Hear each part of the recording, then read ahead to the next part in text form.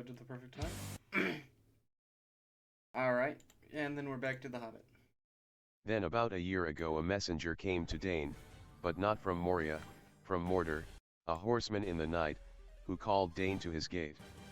The Lord Sauron the Great, so he said, wished for our friendship. Rings he would give for it, such as he gave of old. And he asked urgently concerning hobbits, of what kind they were, and where they dwelt. For Sauron knows, said he, that one of these was known to you on a time. At this we were greatly troubled, and we gave no answer. And then his fell voice was lowered, and he would have sweetened it if he could.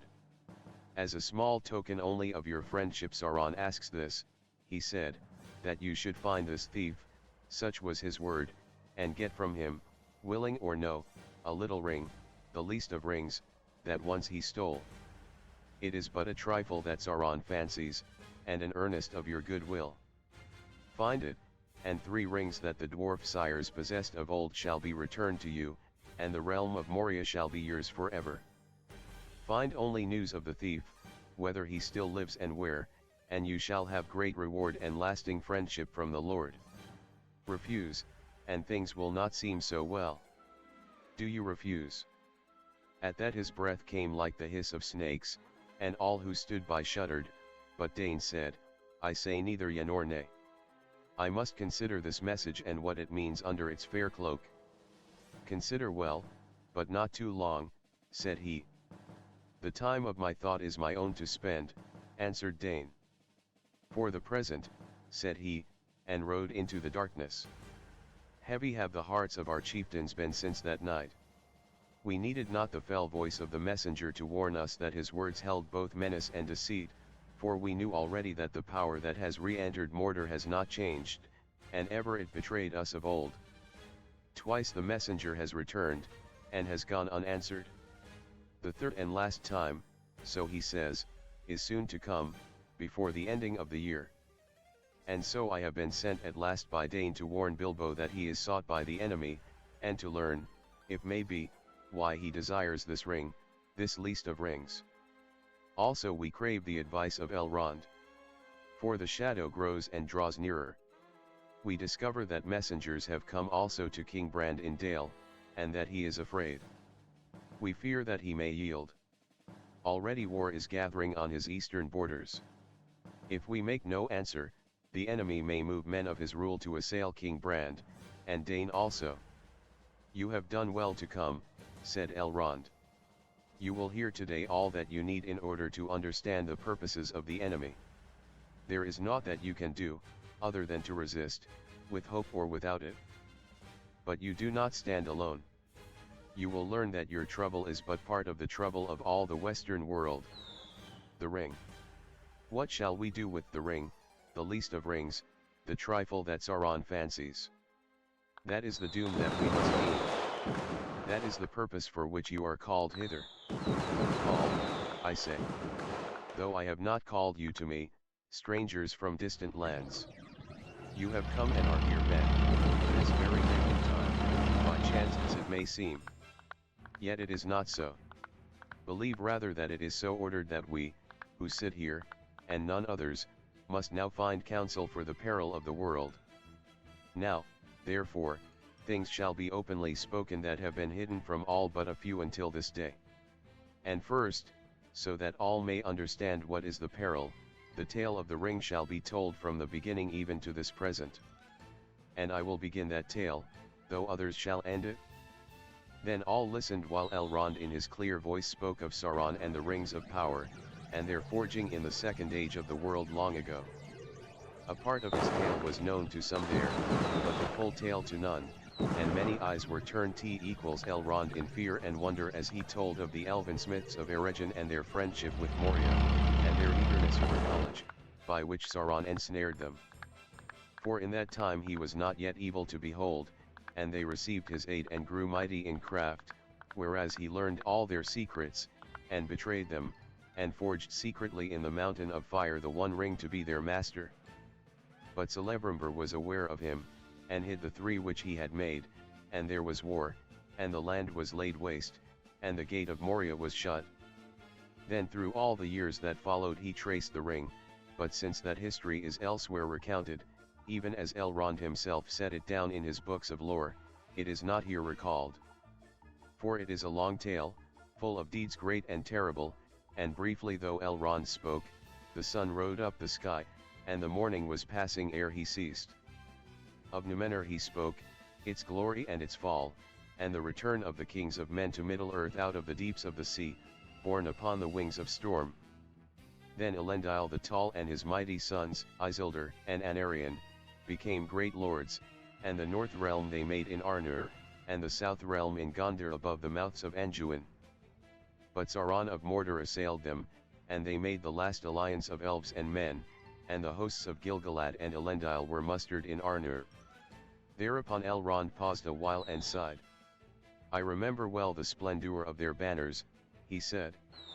It recalled to me the glory of the elder days and the hosts of Beleriand, so many great princes and captains were assembled. And yet not so many, nor so fair, as when Thangorodrim was broken, and the elves deemed that evil was ended forever, and it was not so. You remember, said Frodo, speaking his thought aloud in his astonishment. But I thought, he stammered as Elrond turned towards him, I thought that the fall of Gil-galad was a long age ago. So it was indeed, answered Elrond gravely. But my memory reaches back even to the elder days. Irandil was my sire, who was born in Gondolin before its fall, and my mother was Elwing, daughter of Dior, son of Luthien of Doriath. I have seen 3 ages in the west of the world, and many defeats, and many fruitless victories. I was the herald of Gil-galad and marched with his host. I was at the battle of Dagorlad before the Black Gate of Mordor, where we had the mastery, for the spear of Gil-galad and the sword of Elendil, Aglos, and Narsil, none could withstand. I beheld the last combat on the slopes of Orodruin, where Gil-galad died, and Elendil fell, and Narsil broke beneath him, but Sauron himself was overthrown, and Isildur cut the ring from his hand with the hilt shard of his father's sword, and took it for his own. At this the stranger, Boromir, broke in. So that is what became of the ring, he cried. If ever such a tale was told in the south, it has long been forgotten. I have heard of the great ring of him that we do not name, but we believe that it perished from the world in the ruin of his first realm. Isildur took it? That is tidings indeed. Alas. Yes, said Elrond. Isildur took it, as should not have been. It should have been cast then into Orodruin's fire nigh at hand where it was made. But few marked what Isildur did. He alone stood by his father in that last mortal contest, and by Gil-galad only Círdan stood, and I. But Isildur would not listen to our counsel. This I will have as Wurgild for my father, and my brother, he said, and therefore whether we would or no, he took it to treasure it. But soon he was betrayed by it to his death, and so it is named in the north Isildur's bane. Yet death maybe was better than what else might have befallen him. Only to the north did these tidings come, and only to a few. Small wonder it is that you have not heard them, Boromir. From the ruin of the Gladden fields, where Isildur perished, 3 men only came ever back over the mountains after long wandering. One of these was Uttar, the esquire of Isildur, who bore the shards of the sword of Elendil, and he brought them to Valandil, the heir of Isildur, who being but a child had remained here in Rivendell. But Narsil was broken and its light extinguished, and it has not yet been forged again. Fruitless did I call the victory of the last alliance. Not wholly so, yet it did not achieve its end. Sauron was diminished, but not destroyed. His ring was lost but not unmade. The Dark Tower was broken, but its foundations were not removed, for they were made with the power of the ring, and while it remains they will endure. Many elves and many mighty men, and many of their friends, had perished in the war. Anarion was slain, and Isildur was slain, and Gil-galad and Elendil were no more. Never again shall there be any such league of elves and men, for men multiply and the firstborn decrease, and the 2 kindreds are estranged. and ever since that day the race of Numenor has decayed, and the span of their years has lessened. In the north after the war and the slaughter of the Gladden fields the men of western Essie were diminished, and their city of Anuminas beside Lake Evendim fell into ruin, and the heirs of Valandil removed and dwelt at Fornost on the high north downs, and that now too is desolate. Men call it Dead Men's Dyke, and they fear to tread there. For the folk of Arnor dwindled, and their foes devoured them, and their lordship passed, leaving only green mounds in the grassy hills. In the south the realm of Gondor long endured, and for a while its splendour grew, recalling somewhat of the might of Numenor, ere it fell. High towers that people built, and strong places, and havens of many ships, and the winged crown of the kings of men was held in awe by folk of many tongues.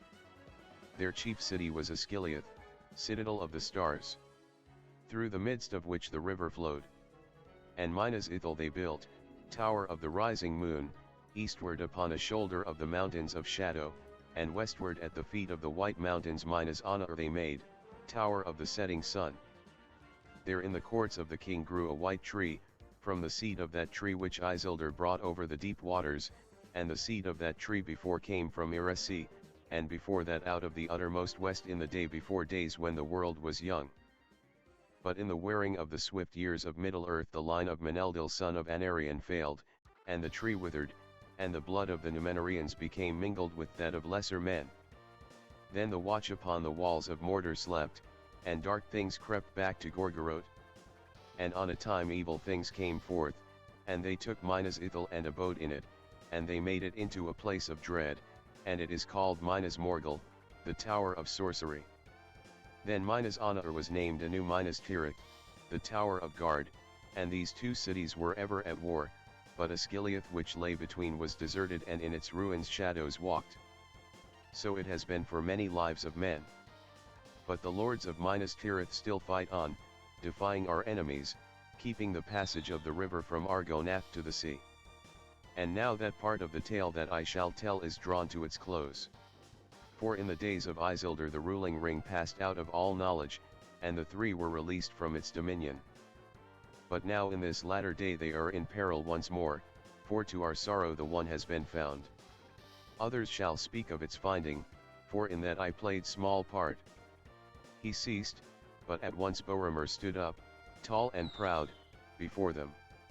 Give me leave, Master Elrond, said he, first to say more of Gondor, for verily from the land of Gondor I am come. And it would be well for all to know what passes there. For few, I deem, know of our deeds, and therefore guess little of their peril, if we should fail at last.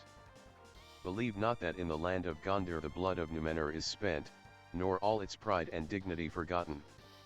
By our valor the wild folk of the east are still restrained, and the terror of Morgul kept at bay, and thus alone are peace and freedom maintained in the lands behind us, bulwark of the west. But if the passages of the river should be won, what then? Yet that hour, maybe, is not now far away. The nameless enemy has arisen again. Smoke rises once more from Orodruin that we call Mount Doom. The power of the Black Land grows and we are hard beset. When the enemy returned our folk were driven from Ithilien, our fair domain east of the river, though we kept a foothold there and strength of arms. But this very year, in the days of June, sudden war came upon us out of Mordor, and we were swept away. We were outnumbered, for Mordor has allied itself with the Easterlings and the cruel Haradrim, but it was not by numbers that we were defeated. A power was there that we have not felt before. Some said that it could be seen, like a great black horseman, a dark shadow under the moon. Wherever he came a madness filled our foes, but fear fell on our boldest, so that horse and man gave way and fled. Only a remnant of our eastern force came back, destroying the last bridge that still stood amid the ruins of Osgiliath. I was in the company that held the bridge, until it was cast down behind us. 4 only were saved by swimming, my brother and myself and 2 others. But still we fight on, holding all the west shores of Anduin, and those who shelter behind us give us praise, if ever they hear our name, much praise but little help. Only from Rohan now will any men ride to us when we call. In this evil hour I have come on an errand over many dangerous leagues to Elrond, 110 days I have journeyed all alone. But I do not seek allies in war. The might of Elrond is in wisdom, not in weapons, it is said. I come to ask for counsel and the unraveling of hard words. For on the eve of the sudden assault a dream came to my brother in a troubled sleep, and afterwards a like dream came oft to him again, and once to me. In that dream I thought the eastern sky grew dark and there was a growing thunder, but in the west a pale light lingered, and out of it I heard a voice, remote but clear, crying, "Seek for the sword that was broken. In Imladris it dwells. There shall be counsels taken, stronger than Morgul spells. There shall be shown a token, that doom is near at hand. For Isildur's bane shall waken, and the halfling forth shall stand." Of these words we could understand little, and we spoke to our father, Dean Thor, Lord of Minas Tirith, wise in the lore of Gondor. This only would he say, that Imladris was of old the name among the elves of a far northern dale, where Elrond the half-elven dwelt, greatest of lore masters. Therefore my brother, seeing how desperate was our need, was eager to heed the dream and seek for Imladris, but since the way was full of doubt and danger, I took the journey upon myself. Loath was my father to give me leave, and long have I wandered by roads forgotten, seeking the house of Elrond, of which many had heard, but few knew where it lay. And here in the house of Elrond more shall be made clear to you, said Aragorn, standing up. He cast his sword upon the table that stood before Elrond, and the blade was in two pieces. "Here is the sword that was broken," he said. "And who are you, and what have you to do with Minas Tirith?" asked Boromir, looking in wonder at the lean face of the ranger and his weather-stained cloak. "He is Aragorn son of Eredurn," said Elrond, "and he is descended through many fathers from Isildur Elendil son of Minas Ithil. He is the chief of the Dunedain in the north, and few are now left of that folk." "Then it belongs to you, and not to me at all," cried Frodo in amazement, springing to his feet, as if he expected the ring to be demanded at once. "It does not belong to either of us," said Aragorn, "but it has been ordained that you should hold it for a while." "Bring out the ring, Frodo," said Gandalf solemnly. "The time has come. Hold it up, and then Boromir will understand the remainder of his riddle." There was a hush, and all turned their eyes on Frodo. He was shaken by a sudden shame and fear, and he felt a great reluctance to reveal the ring, and a loathing of its touch. He wished he was far away. The ring gleamed and flickered as he held it up before them in his trembling hand. "Behold Isildur's bane," said Elrond. Boromir's eyes glinted as he gazed at the golden thing. "The halfling," he muttered. "Is then the doom of Minas Tirith come at last? But why then should we seek a broken sword?"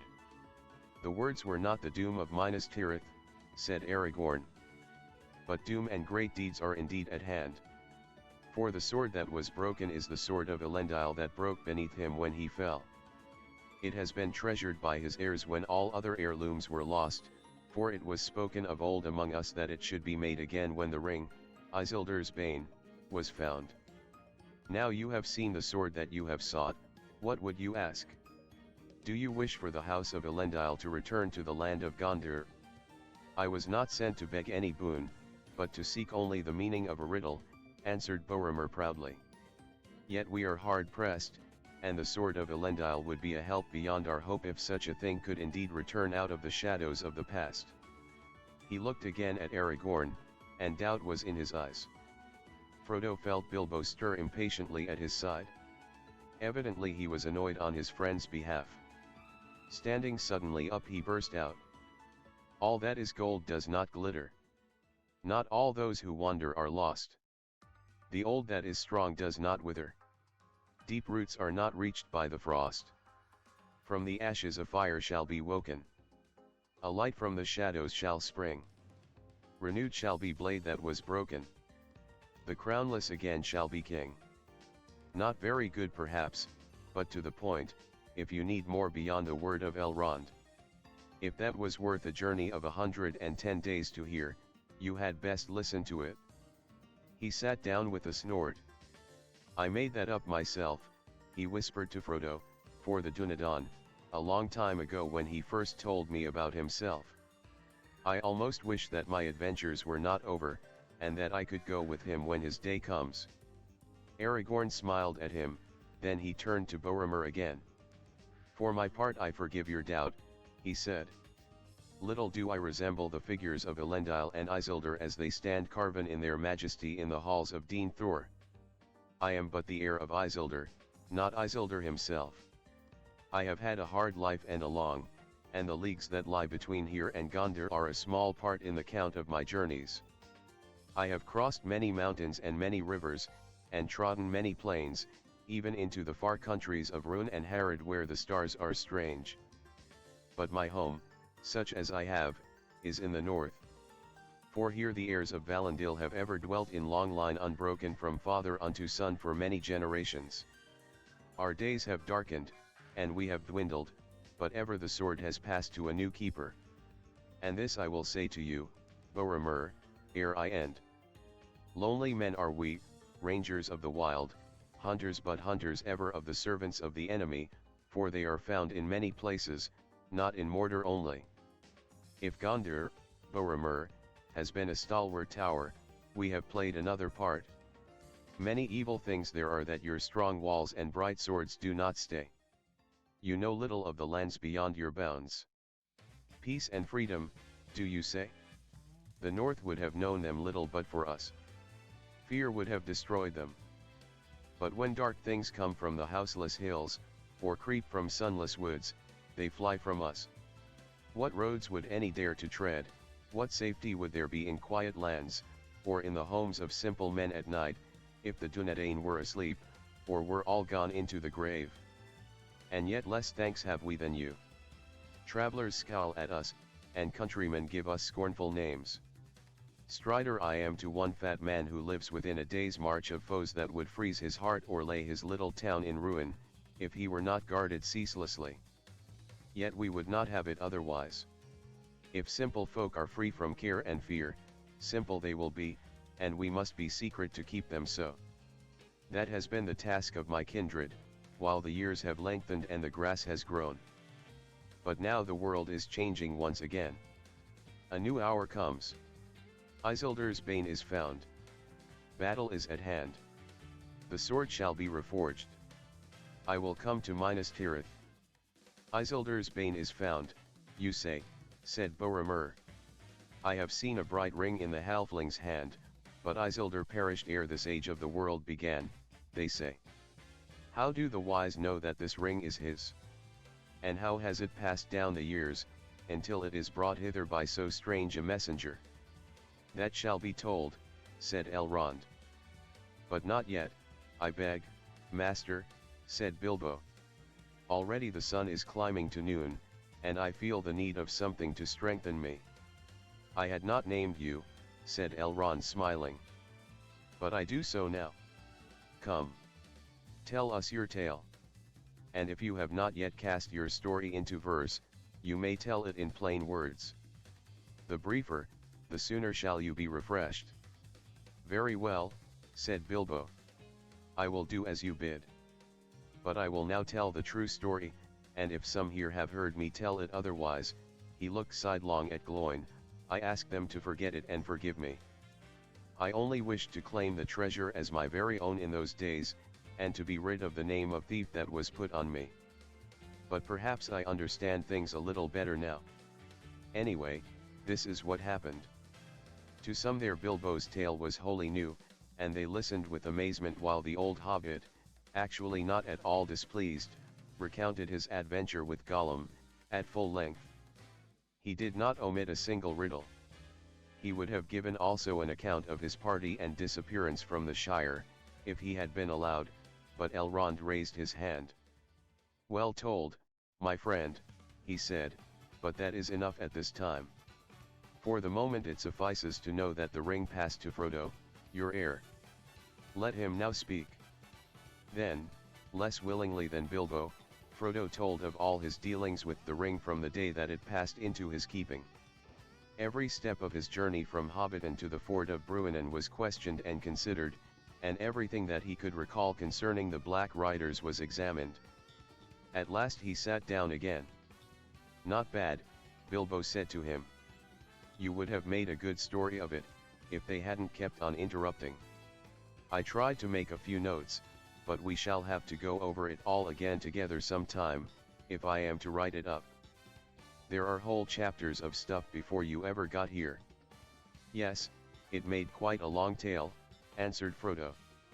"But the story still does not seem complete to me. I still want to know a good deal, especially about Gandalf." Galdor of the Havens, who sat nearby, overheard him. "You speak for me also," he cried, and turning to Elrond he said, "The wise may have good reason to believe that the Halfling's trove is indeed the great ring of long debate, unlikely though that may seem to those who know less. But may we not hear the proofs? And I would ask this also. What of Saruman?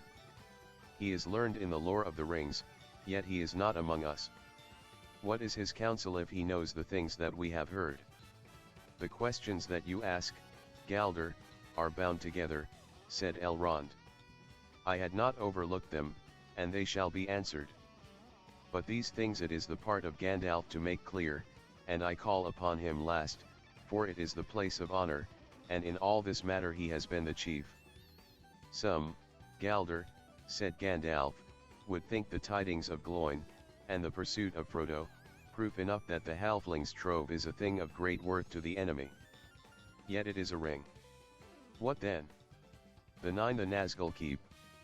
The 7 are taken or destroyed." At this Gloin stirred, but did not speak. "The 3 we know of. What then is this one that he desires so much? There is indeed a wide waste of time between the river and the mountain, between the loss and the finding. But the gap in the knowledge of the wise has been filled at last. Yet too slowly. For the enemy has been close behind, closer even than I feared. And well is it that not until this year, this very summer, as it seems, did he learn the full truth. Some here will remember that many years ago I myself dared to pass the doors of the necromancer in Dol Guldur, and secretly explored his ways, and found thus that our fears were true. He was none other than Sauron, our enemy of old, at length taking shape and power again. Some, too, will remember also that Saruman dissuaded us from open deeds against him, and for long we watched him only.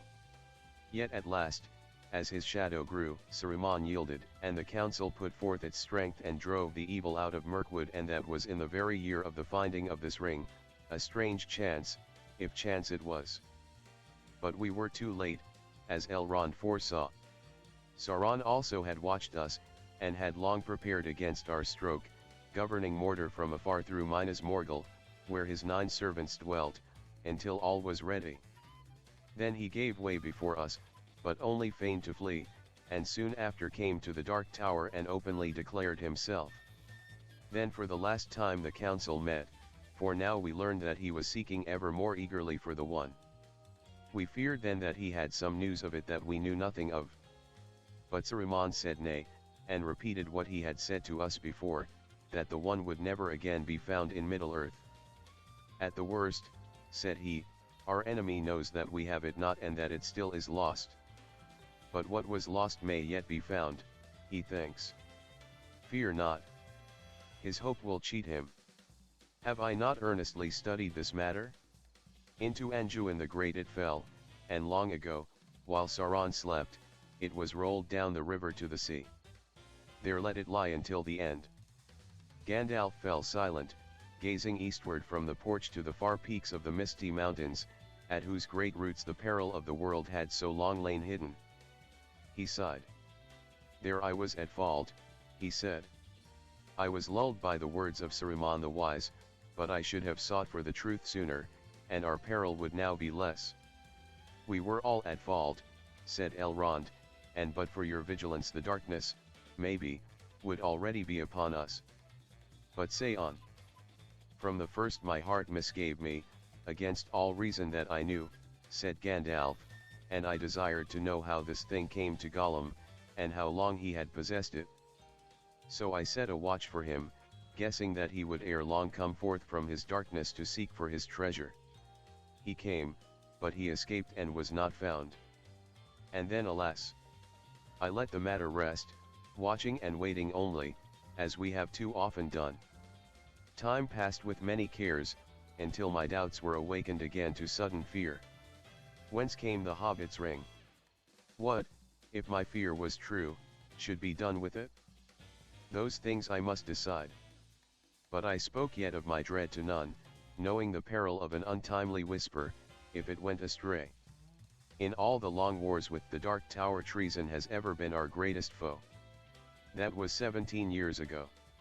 Soon I became aware that spies of many sorts, even beasts and birds, were gathered round the Shire, and my fear grew. I called for the help of the Dunedain, and their watch was doubled, and I opened my heart to Aragorn, the heir of Isildur. And I, said Aragorn, counselled that we should hunt for Gollum. Too late though it may seem. And since it seemed fit that Isildur's heir should labour to repair Isildur's fault, I went with Gandalf on the long and hopeless search. Then Gandalf told how they had explored the whole length of Wilderland, down even to the mountains of Shadow and the fences of Mordor. There we had rumour of him, and we guessed that he dwelt there long in the dark hills, but we never found him, and at last I despaired. And then in my despair I thought again of a test that might make the finding of Gollum unneeded. The ring itself might tell if it were the one. The memory of words at the council came back to me, words of Saruman, half-heeded at the time. I heard them now clearly in my heart. The 9, the 7, and the 3, he said, had each their proper gem. Not so the one. It was round and unadorned, as it were one of the lesser rings, but its maker set marks upon it that the skilled, maybe, could still see and read. What those marks were he had not said. Who now would know? The maker? And Saruman? But great though his lore may be, it must have a source. What hand save Sauron's ever held this thing, ere it was lost? The hand of Isildur alone. With that thought, I forsook the chase, and passed swiftly to Gondor. In former days the members of my order had been well received there, but Saruman most of all.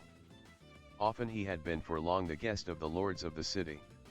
Less welcome did the Lord Denethor show me than of old, and grudgingly he permitted me to search among his hoarded scrolls and books.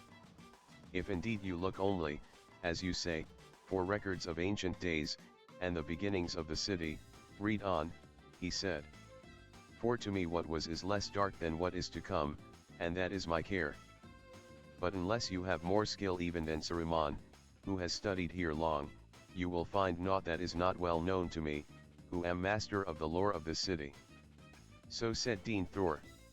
And yet there lie in his hoards many records that few now can read, even of the lore masters, for their scripts and tongues have become dark to later men. And Boromir, there lies in Minas Tirith still, unread, I guess, by any save Saruman and myself since the kings failed, a scroll that Isildur made himself. For Isildur did not march away straight from the war in Mordor, as some have told the tale. Some in the north, maybe, Boromir broke in.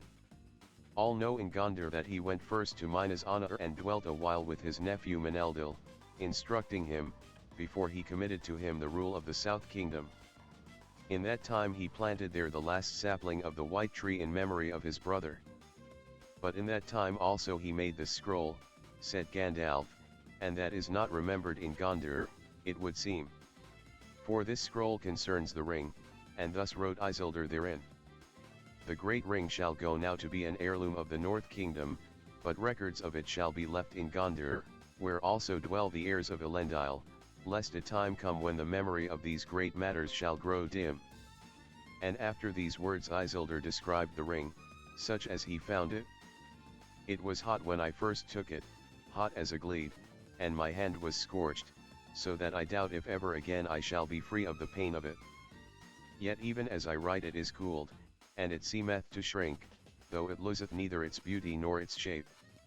Already the writing upon it, which at first was as clear as red flame, Fadeth, and is now only barely to be read. It is fashioned in an elven script of Eregion, for they have no letters in Mordor for such subtle work, but the language is unknown to me. I deem it to be a tongue of the Black Land, since it is foul and uncouth. What evil it saith I do not know, but I trace here a copy of it, lest it fade beyond recall. The ring misseth, maybe, the heat of Sauron's hand, which was black and yet burned like fire, and so Gilgalad was destroyed, and maybe were the gold made hot again, the writing would be refreshed. But for my part I will risk no hurt to this thing, of all the works of Sauron the only fair. It is precious to me, though I buy it with great pain. When I read these words, my quest was ended. For the traced writing was indeed as Isildur guessed, in the tongue of Mordor and the servants of the tower. And what was said therein was already known. For in the day that Sauron first put on the one, Celebrimbor, maker of the three, was aware of him, and from afar he heard him speak these words, and so his evil purposes were revealed. At once I took my leave of Dean Thor, but even as I went northwards, messages came to me out of Lorien that Aragorn had passed that way, and that he had found the creature called Gollum. Therefore I went first to meet him and hear his tale. Into what deadly perils he had gone alone I dared not guess. There is little need to tell of them, said Aragorn. If a man must needs walk inside of the Black Gate, or tread the deadly flowers of Morgul Vale, then perils he will have. I, too, despaired at last, and I began my homeward journey. And then, by fortune, I came suddenly on what I sought, the marks of soft feet beside a muddy pool. But now the trail was fresh and swift, and it led not to Mordor but away. Along the skirts of the dead marshes I followed it, and then I had him. Lurking by a stagnant mere, peering in the water as the dark eve fell, I caught him, Gollum. He was covered with green slime. He will never love me, I fear, for he bit me, and I was not gentle. Nothing more did I ever get from his mouth than the marks of his teeth. I deemed it the worst part of all my journey, the road back, watching him day and night, making him walk before me with a halter on his neck, gagged, until he was tamed by lack of drink and food, driving him ever towards Mirkwood. I brought him there at last and gave him to the elves, for we had agreed that this should be done, and I was glad to be rid of his company, for he stank. For my part I hope never to look upon him again, but Gandalf came and endured long speech with him. Yes, long and weary, said Gandalf, but not without profit. For one thing, the tale he told of his loss agreed with that which Bilbo has now told openly for the first time, but that mattered little, since I had already guessed it. But I learned then first that Gollum's ring came out of the great river nigh to the Gladden fields.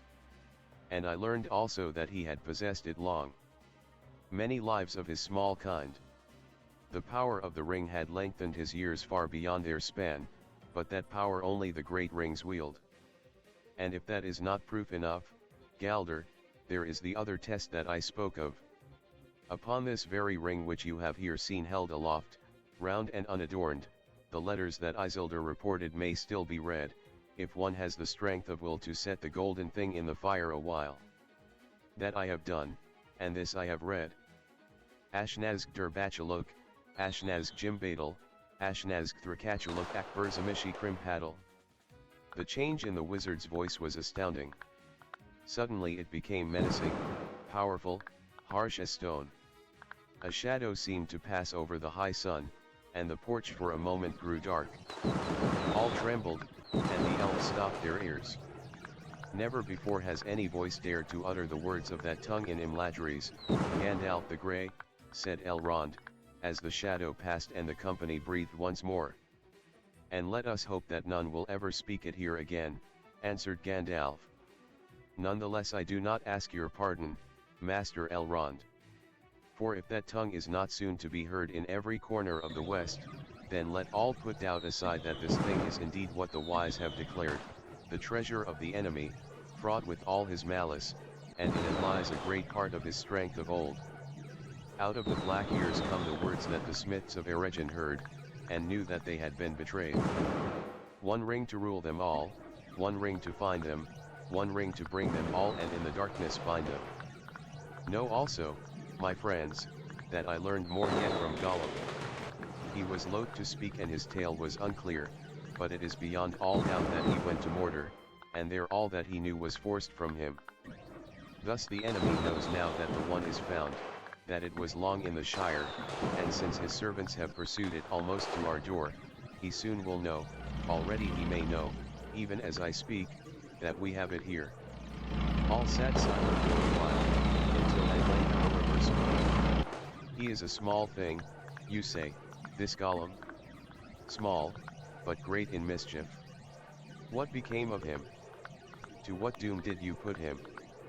He is in prison, but no worse, said Aragorn. He had suffered much. There is no doubt that he was tormented, and the fear of Sauron lies black on his heart. Still I for one am glad that he is safely kept by the watchful elves of Mirkwood. His malice is great and gives him a strength hardly to be believed in one so lean and withered. He could work much mischief still, if he were free.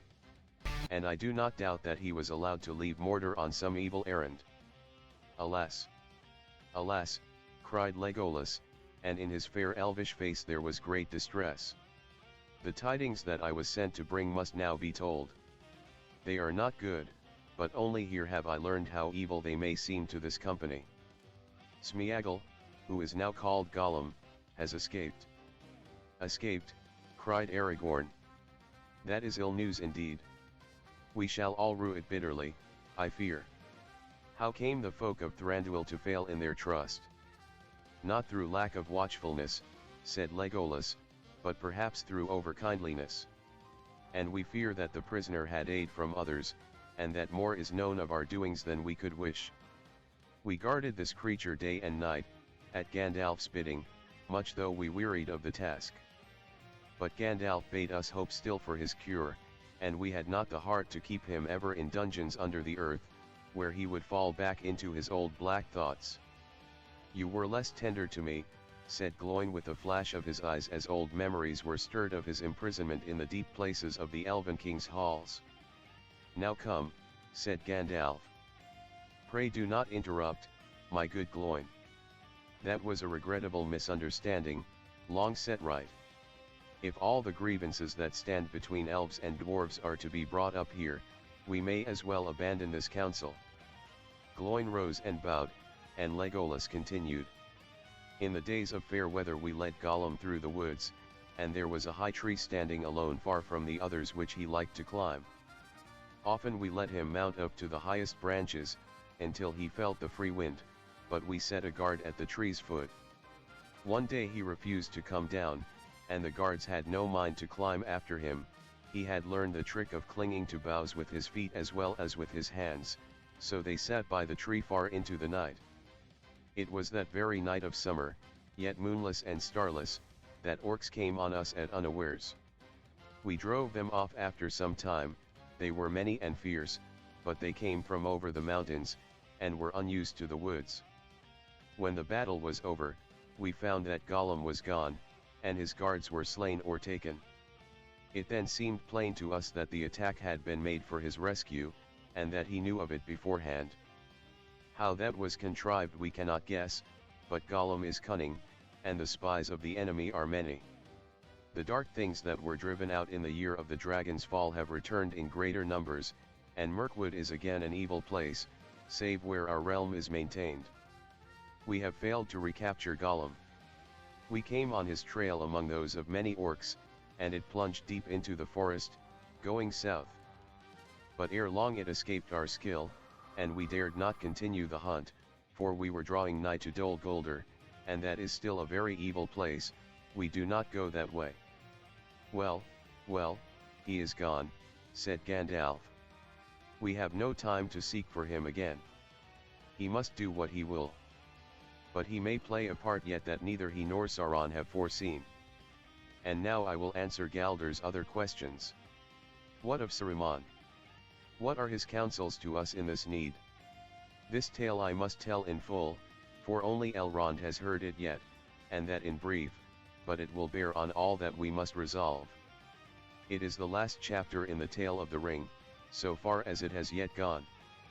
At the end of June I was in the Shire, but a cloud of anxiety was on my mind, and I rode to the southern borders of the little land, for I had a foreboding of some danger, still hidden from me but drawing near. Their messages reached me telling me of war and defeat in Gondar, and when I heard of the Black Shadow a chill smote my heart. But I found nothing save a few fugitives from the south, yet it seemed to me that on them sat a fear of which they would not speak. I turned then east and north and journeyed along the Greenway, and not far from Bree I came upon a traveller sitting on a bank beside the road with his grazing horse beside him. It was Radagast the Brown, who at one time dwelt at Rosegoble, near the borders of Mirkwood. He is one of my order, but I had not seen him for many a year. Gandalf, he cried. I was seeking you. But I am a stranger in these parts. All I knew was that you might be found in a wild region with the uncouth name of Shire. Your information was correct, I said. But do not put it that way, if you meet any of the inhabitants. You are near the borders of the Shire now. And what do you want with me? It must be pressing. You were never a traveler, unless driven by great need. I have an urgent errand, he said. My news is evil. Then he looked about him, as if the hedges might have ears. Nazgul, he whispered. The nine are abroad again. They have crossed the river secretly and are moving westward. They have taken the guise of riders in black. I knew then what I had dreaded without knowing it. The enemy must have some great need or purpose, said Radagast, but what it is that makes him look to these distant and desolate parts, I cannot guess. What do you mean, said I.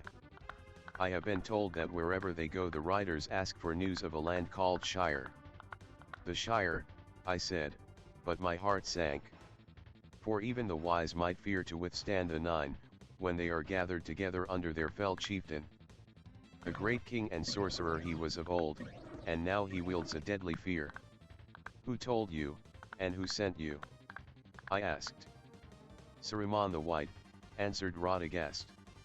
And he told me to say that if you feel the need, he will help, but you must seek his aid at once, or it will be too late. And that message brought me hope. For Saruman the White is the greatest of my order. Radagast is, of course, a worthy wizard, a master of shapes and changes of hue, and he has much lore of herbs and beasts, and birds are especially his friends. But Saruman has long studied the arts of the enemy himself, and thus we have often been able to forestall him. It was by the devices of Saruman that we drove him from Dol Guldur. It might be that he had found some weapons that would drive back the nine. I will go to Saruman, I said. Then you must go now, said Radagast, for I have wasted time in looking for you, and the days are running short. I was told to find you before midsummer, and that is now here. Even if you set out from this spot, you will hardly reach him before the nine discover the land that they seek. I myself shall turn back at once. And with that he mounted and would have ridden straight off. Stay a moment, I said. We shall need your help, and the help of all things that will give it. Send out messages to all the beasts and birds that are your friends. Tell them to bring news of anything that bears on this matter to Saruman and Gandalf. Let messages be sent to Urthin. I will do that, he said, and rode off as if the nine were after him. I could not follow him then and there. I had ridden very far already that day, and I was as weary as my horse, and I needed to consider matters. I stayed the night in Bree, and decided that I had no time to return to the Shire. Never did I make a greater mistake. However, I wrote a message to Frodo, and trusted to my friend the innkeeper to send it to him. I rode away at dawn, and I came at long last to the dwelling of Saruman. That is far south in Isengard, in the end of the Misty Mountains, not far from the Gap of Rohan. And Boromir will tell you that that is a great open vale that lies between the Misty Mountains and the northmost foothills of Erd Nimraeus, the White Mountains of his home. But Isengard is a circle of sheer rocks that enclose a valley as with a wall, and in the midst of that valley is a tower of stone called Orthan. It was not made by Saruman, but by the men of Numenor long ago, and it is very tall and has many secrets, yet it looks not to be a work of craft. It cannot be reached save by passing the circle of Isengard, and in that circle there is only one gate. Late one evening I came to the gate, like a great arch in the wall of rock, and it was strongly guarded. But the keepers of the gate were on the watch for me and told me that Saruman awaited me. I rode under the arch, and the gate closed silently behind me, and suddenly I was afraid, though I knew no reason for it. But I rode to the foot of Orthan, and came to the stair of Saruman, and there he met me and led me up to his high chamber. He wore a ring on his finger. "So you have come, Gandalf," he said to me gravely, but in his eyes there seemed to be a white light, as if a cold laughter was in his heart. "Yes, I have come," I said. "I have come for your aid, Saruman the White." And that title seemed to anger him. "Have you indeed, Gandalf the Grey?" he scoffed. "For aid?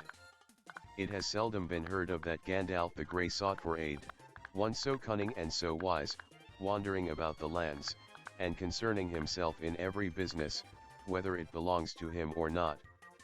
I looked at him and wondered. "But if I am not deceived," said I, "things are now moving which will require the union of all our strength." "That may be so," he said, "but the thought is late in coming to you." "How long? I wonder, have you concealed from me, the head of the council, a matter of greatest import? What brings you now from your lurking place in the Shire?" "The 9 have come forth again," I answered. "They have crossed the river."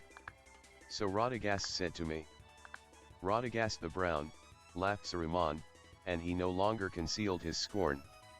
Radagast the bird tamer. Radagast the simple. Radagast the fool. Yet he had just the wit to play the part that I set him. "For you have come, and that was all the purpose of my message. And here you will stay, Gandalf the Grey, and rest from journeys. For I am Saruman the Wise, Saruman Ringmaker, Saruman of many colors." I looked then and saw that his robes, which had seemed white, were not so, but were woven of all colors. And if he moved they shimmered and changed hue so that the eye was bewildered. "I liked white better," I said. "White," he sneered. "It serves as a beginning. White cloth may be dyed. The white page can be overwritten, and the white light can be broken. In which case it is no longer white," said I, "and he that breaks a thing to find out what it is has left the path of wisdom. You need not speak to me as to one of the fools that you take for friends," said he. "I have not brought you hither to be instructed by you, but to give you a choice." He drew himself up then and began to declaim, as if he were making a speech long rehearsed. "The elder days are gone. The middle days are passing. The younger days are beginning. The time of the elves is over, but our time is at hand, the world of men, which we must rule.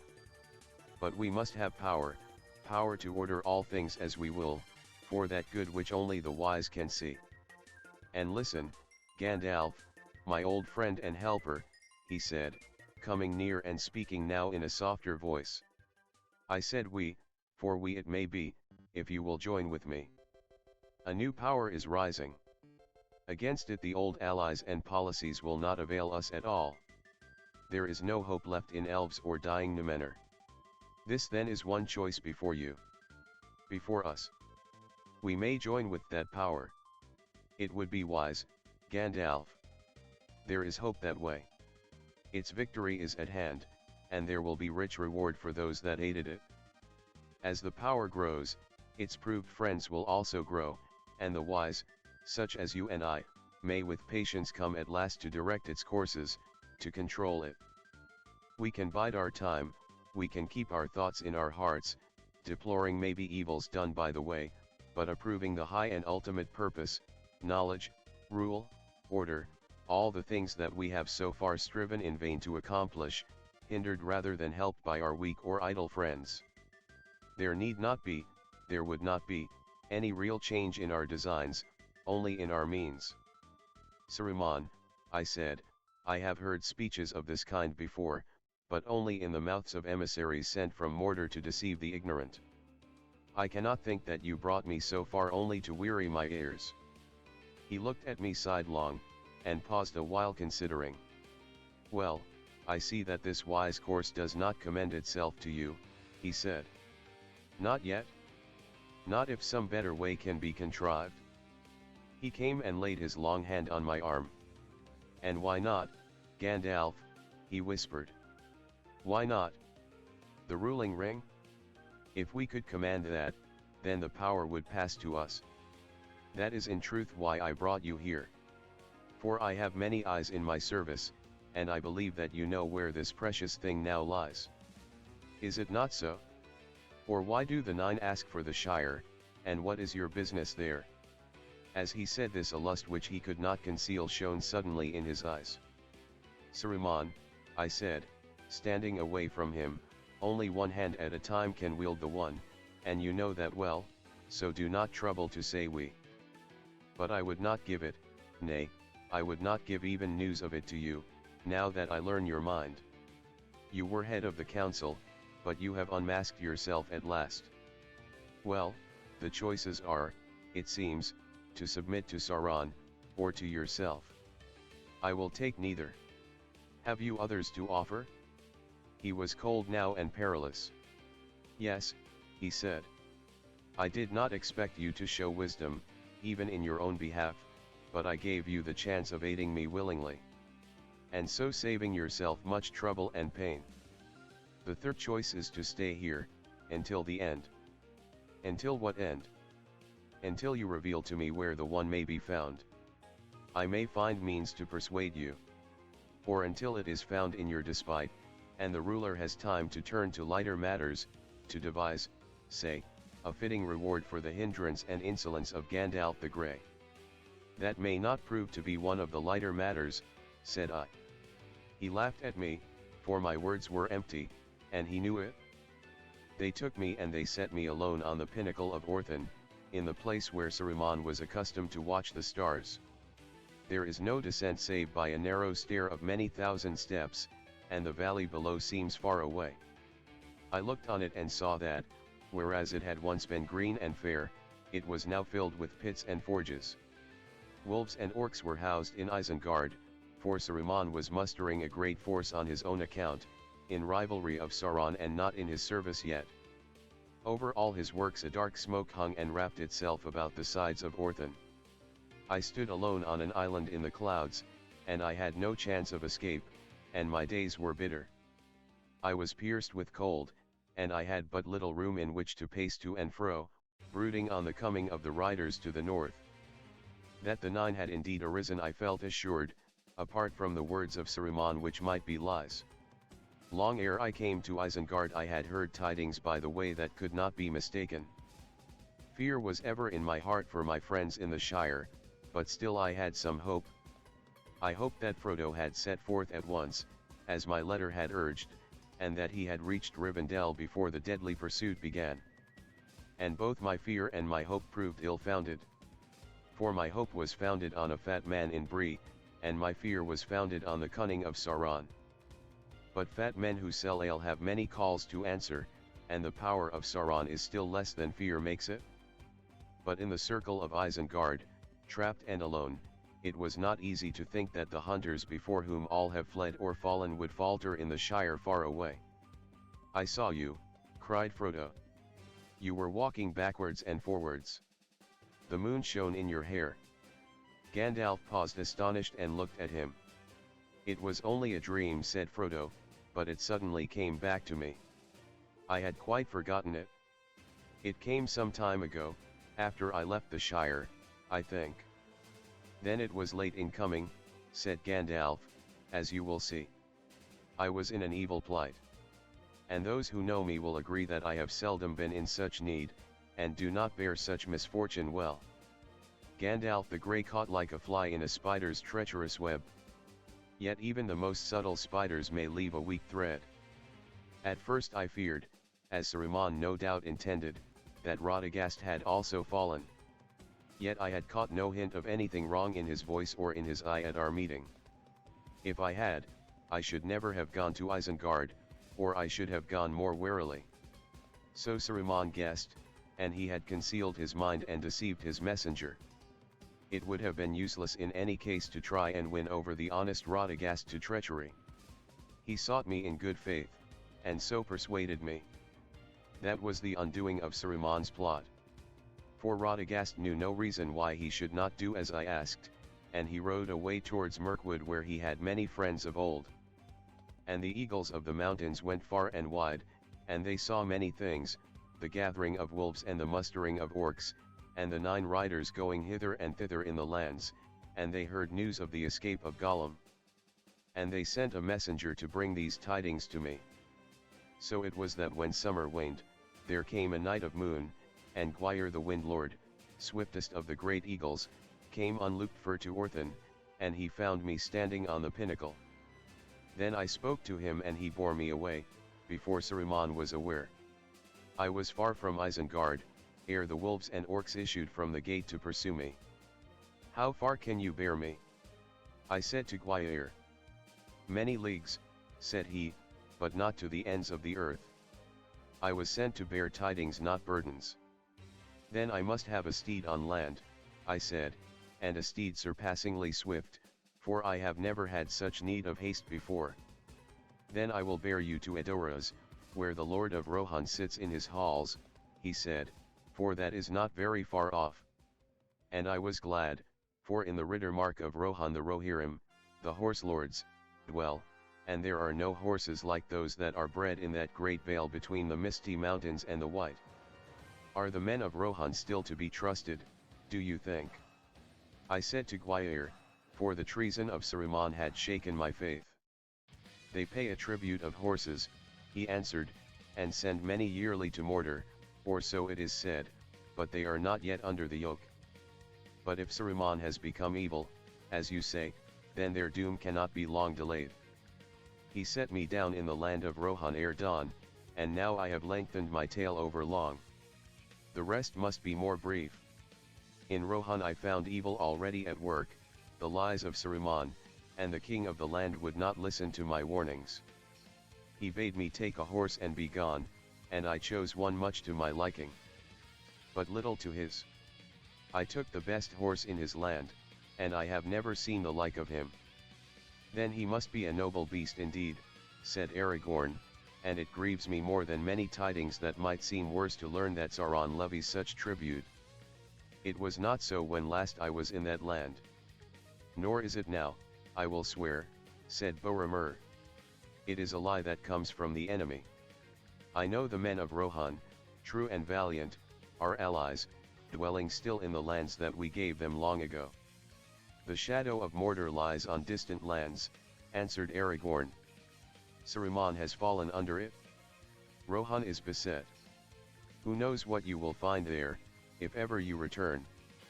Not this at least, said Boromir, that they will buy their lives with horses. They love their horses next to their kin. And not without reason, for the horses of the Riddermark come from the fields of the north, far from the shadow.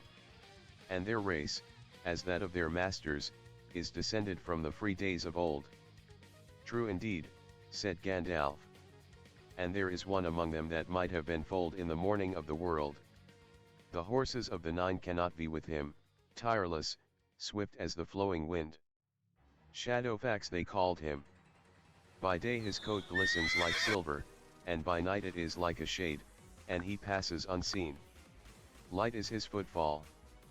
Never before had any man mounted him, but I took him and I tamed him, and so speedily he bore me that I reached the Shire when Frodo was on the Barrow Downs, though I set out from Rohan only when he set out from Hobbiton. But fear grew in me as I rode.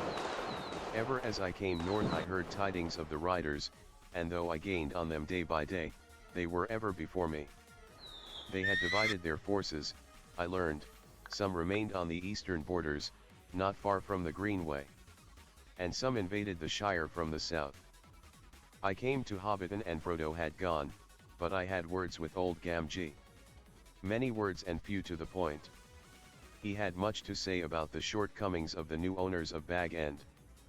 "I can't abide changes," said he, "not at my time of life, and least of all changes for the worst."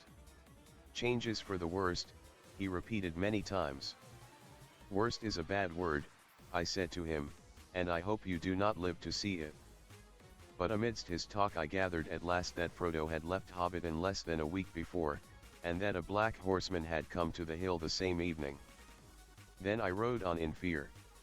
I came to Buckland and found it in uproar, as busy as a hive of ants that has been stirred with a stick. I came to the house at Crick Hollow, and it was broken open and empty, but on the threshold there lay a cloak that had been Frodo's. Then for a while hope left me, and I did not wait to gather news, or I might have been comforted, but I rode on the trail of the riders. It was hard to follow, for it went many ways, and I was at a loss. But it seemed to me that one or two had ridden towards Bree, and that way I went, for I thought of words that might be said to the innkeeper. "Butterbur they call him," thought I. "If this delay was his fault, I will melt all the butter in him. I will roast the old fool over a slow fire." He expected no less, and when he saw my face he fell down flat and began to melt on the spot. "What did you do to him?" cried Frodo in alarm. "He was really very kind to us and did all that he could." Gandalf laughed. "Don't be afraid," he said. "I did not bite, and I barked very little." So overjoyed was I by the news that I got out of him, when he stopped quaking, that I embraced the old fellow. How it happened I could not then guess, but I learned that you had been in Bree the night before, and had gone off that morning with Strider. "Strider!" I cried, shouting for joy. "Yes, sir, I am afraid so, sir," said Butterbur, mistaking me. "He got at them, in spite of all that I could do, and they took up with him. They behaved very queer all the time they were here, willful, you might say. Ass. Fool. Thrice worthy and beloved Barlaman. Said I, it's the best news I have had since midsummer, it's worth a gold piece at the least. May your beer be laid under an enchantment of surpassing excellence for 7 years. Said I, now I can take a night's rest, the first since I have forgotten when. So I stayed there that night, wondering much what had become of the riders, for only of 2 had there yet been any news in Bree, it seemed. But in the night we heard more. 5 at least came from the west, and they threw down the gates and passed through Bree like a howling wind, and the Bree folk are still shivering and expecting the end of the world. I got up before dawn and went after them. I do not know, but it seems clear to me that this is what happened. Their captain remained in secret away south of Bree, while 2 rode ahead through the village, and 4 more invaded the Shire. But when these were foiled in Bree and at Crick Hollow, they returned to their captain with tidings, and so left the road unguarded for a while, except by their spies. The captain then sent some eastward straight across country, and he himself with the rest rode along the road in great wrath. I galloped to Weathertop like a gale, and I reached it before sundown on my 2nd day from Bree, and they were there before me. They drew away from me, for they felt the coming of my anger, and they dared not face it while the sun was in the sky. But they closed round at night, and I was besieged on the hilltop, in the old ring of Amon Sul. I was hard put to it indeed, such light and flame cannot have been seen on Weathertop since the war beacons of old. At sunrise I escaped and fled towards the north. I could not hope to do more. It was impossible to find you, Frodo, in the wilderness, and it would have been folly to try with all the 9 at my heels. So I had to trust to Aragorn. But I hope to draw some of them off, and yet reach Rivendell ahead of you and send out help. 4 riders did indeed follow me, but they turned back after a while and made for the ford, it seems. That helped a little, for there were only 5, not 9, when your camp was attacked. I reached here at last by a long hard road, up the Horwell and through the Eton Moors, and down from the north. It took me nearly 14 days from Weathertop, for I could not ride among the rocks of the Troll Fells, and Shadowfax departed. I sent him back to his master, but a great friendship has grown between us, and if I have need he will come at my call.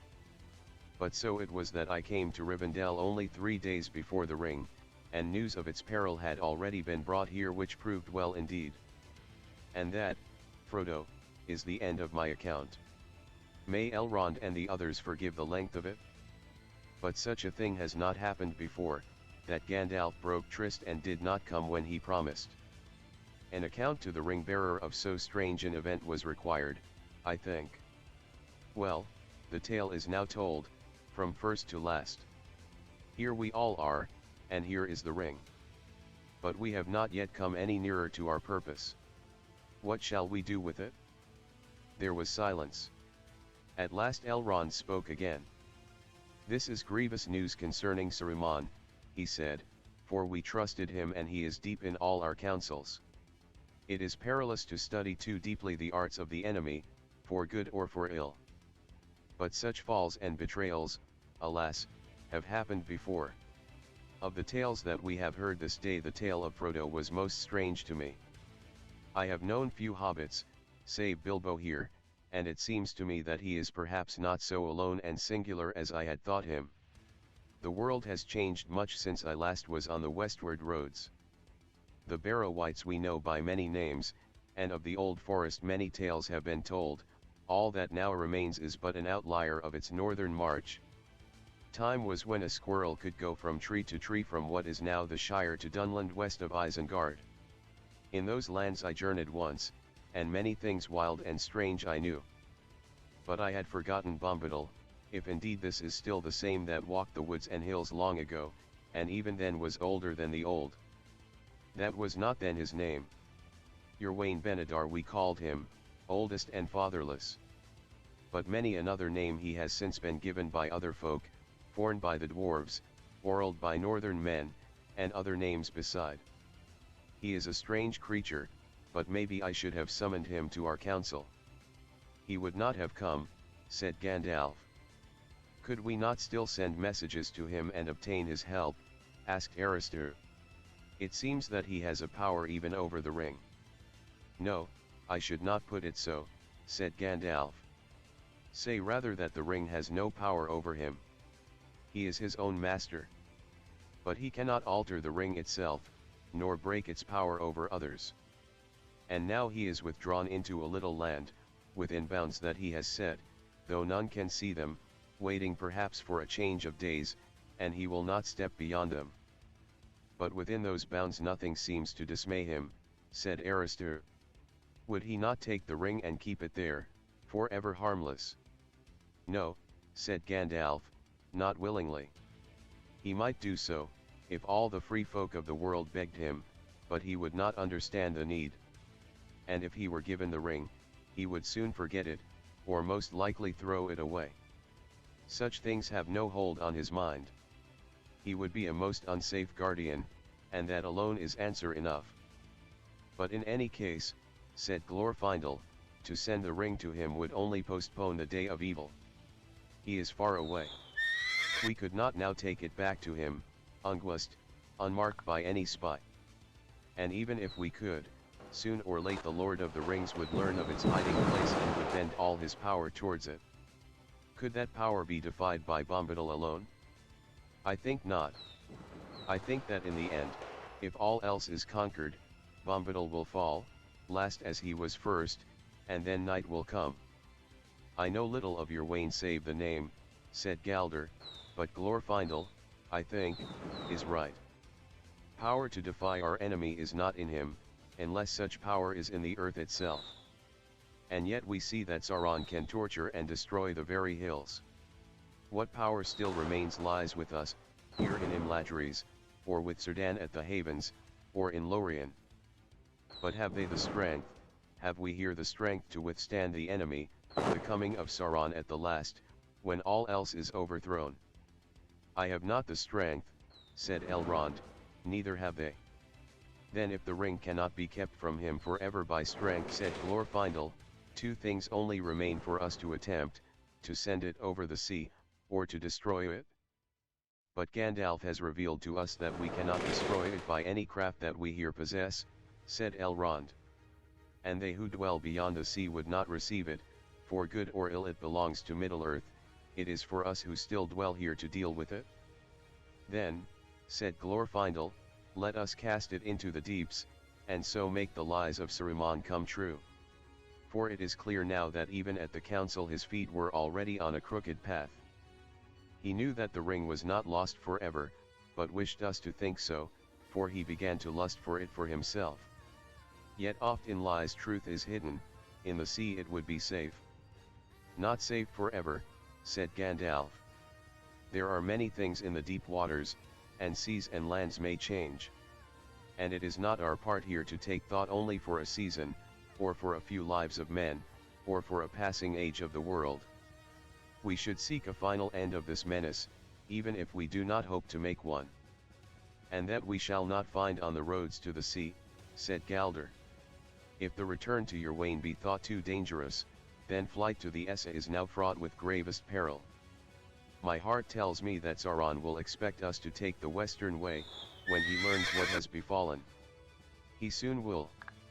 The 9 have been unhorsed indeed, but that is but a respite, ere they find new steeds and swifter. Only the waning might of Gondor stands now between him and a march in power along the coasts into the north, and if he comes, assailing the White Towers and the havens, hereafter the elves may have no escape from the lengthening shadows of Middle-earth. Long yet will that march be delayed, said Boromir. Gondor wanes, you say. But Gondor stands, and even the end of its strength is still very strong. And yet its vigilance can no longer keep back the 9, said Galder. And other roads he may find that Gondor does not guard. Then, said Aristir, there are but 2 courses, as Glorfindel already has declared, to hide the ring forever, or to unmake it. But both are beyond our power. Who will read this riddle for us? None here can do so, said Elrond gravely. At least none can foretell what will come to pass, if we take this road or that. But it seems to me now clear which is the road that we must take. The westward road seems easiest. Therefore it must be shunned. It will be watched. Too often the elves have fled that way. Now at this last we must take a hard road, a road unforeseen. There lies our hope, if hope it be. To walk into peril to Mordor. We must send the ring to the fire. Silence fell again. Frodo, even in that fair house, looking out upon a sunlit valley filled with the noise of clear waters, felt a dead darkness in his heart. Boromir stirred, and Frodo looked at him. He was fingering his great horn and frowning. At length he spoke. I do not understand all this, he said. Saruman is a traitor, but did he not have a glimpse of wisdom? Why do you speak ever of hiding and destroying? Why should we not think that the great ring has come into our hands to serve us in the very hour of need? Wielding it, the free lords of the free may surely defeat the enemy. That is what he most fears, I deem. The men of Gondor are valiant, and they will never submit, but they may be beaten down. Valor needs first strength, and then a weapon. Let the ring be your weapon, if it has such power as you say. Take it and go forth to victory. Alas, no, said Elrond. We cannot use the ruling ring. That we now know too well. It belongs to Sauron and was made by him alone, and is altogether evil. Its strength, Boromir, is too great for anyone to wield at will, save only those who have already a great power of their own. But for them it holds an even deadlier peril. The very desire of it corrupts the heart. Consider Saruman. If any of the wise should with this ring overthrow the Lord of Mordor, using his own arts, he would then set himself on Sauron's throne, and yet another Dark Lord would appear. And that is another reason why the ring should be destroyed. As long as it is in the world it will be a danger even to the wise. For nothing is evil in the beginning. Even Sauron was not so. I fear to take the ring to hide it. I will not take the ring to wield it. Nor I, said Gandalf. Boromir looked at them doubtfully, but he bowed his head. So be it, he said. Then in Gondor we must trust to such weapons as we have. and at the least, while the wise ones guard this ring, we will fight on. Mayhap the sword that was broken may still stem the tide, if the hand that wields it has inherited not an heirloom only, but the sinews of the kings of men. Who can tell, said Aragorn. But we will put it to the test one day. May the day not be too long delayed, said Boromir. For though I do not ask for aid, we need it. It would comfort us to know that others fought also with all the means that they have. Then be comforted, said Elrond. For there are other powers and realms that you know not, and they are hidden from you. Anduin the Great flows past many shores, ere it comes to Argonath and the gates of Gondor. Still it might be well for all, said Gloin the dwarf, if all these strengths were joined, and the powers of each were used in league. Other rings there may be, less treacherous, that might be used in our need. The 7 are lost to us, if Balin has not found the ring of Thrur which was the last, naught has been heard of it since Thrur perished in Moria. Indeed I may now reveal that it was partly in hope to find that ring that Balin went away. Balin will find no ring in Moria, said Gandalf. Thrur gave it to Thrain his son, but not Thrain to Thorin. It was taken with torment from Thrain in the dungeons of Dol Guldur. I came too late. Ah, alas, cried Gloin. When will the day come of our revenge? But still there are the 3. What of the 3 rings of the elves? Very mighty rings, it is said. Do not the elf lords keep them? Yet they too were made by the Dark Lord long ago. Are they idle? I see elf lords here. Will they not say? The elves returned no answer. Did you not hear me, Gloin, said Elrond. The 3 were not made by Sauron, nor did he ever touch them. But of them it is not permitted to speak. So much only in this hour of doubt I may now say. They are not idle. But they were not made as weapons of war or conquest, that is not their power.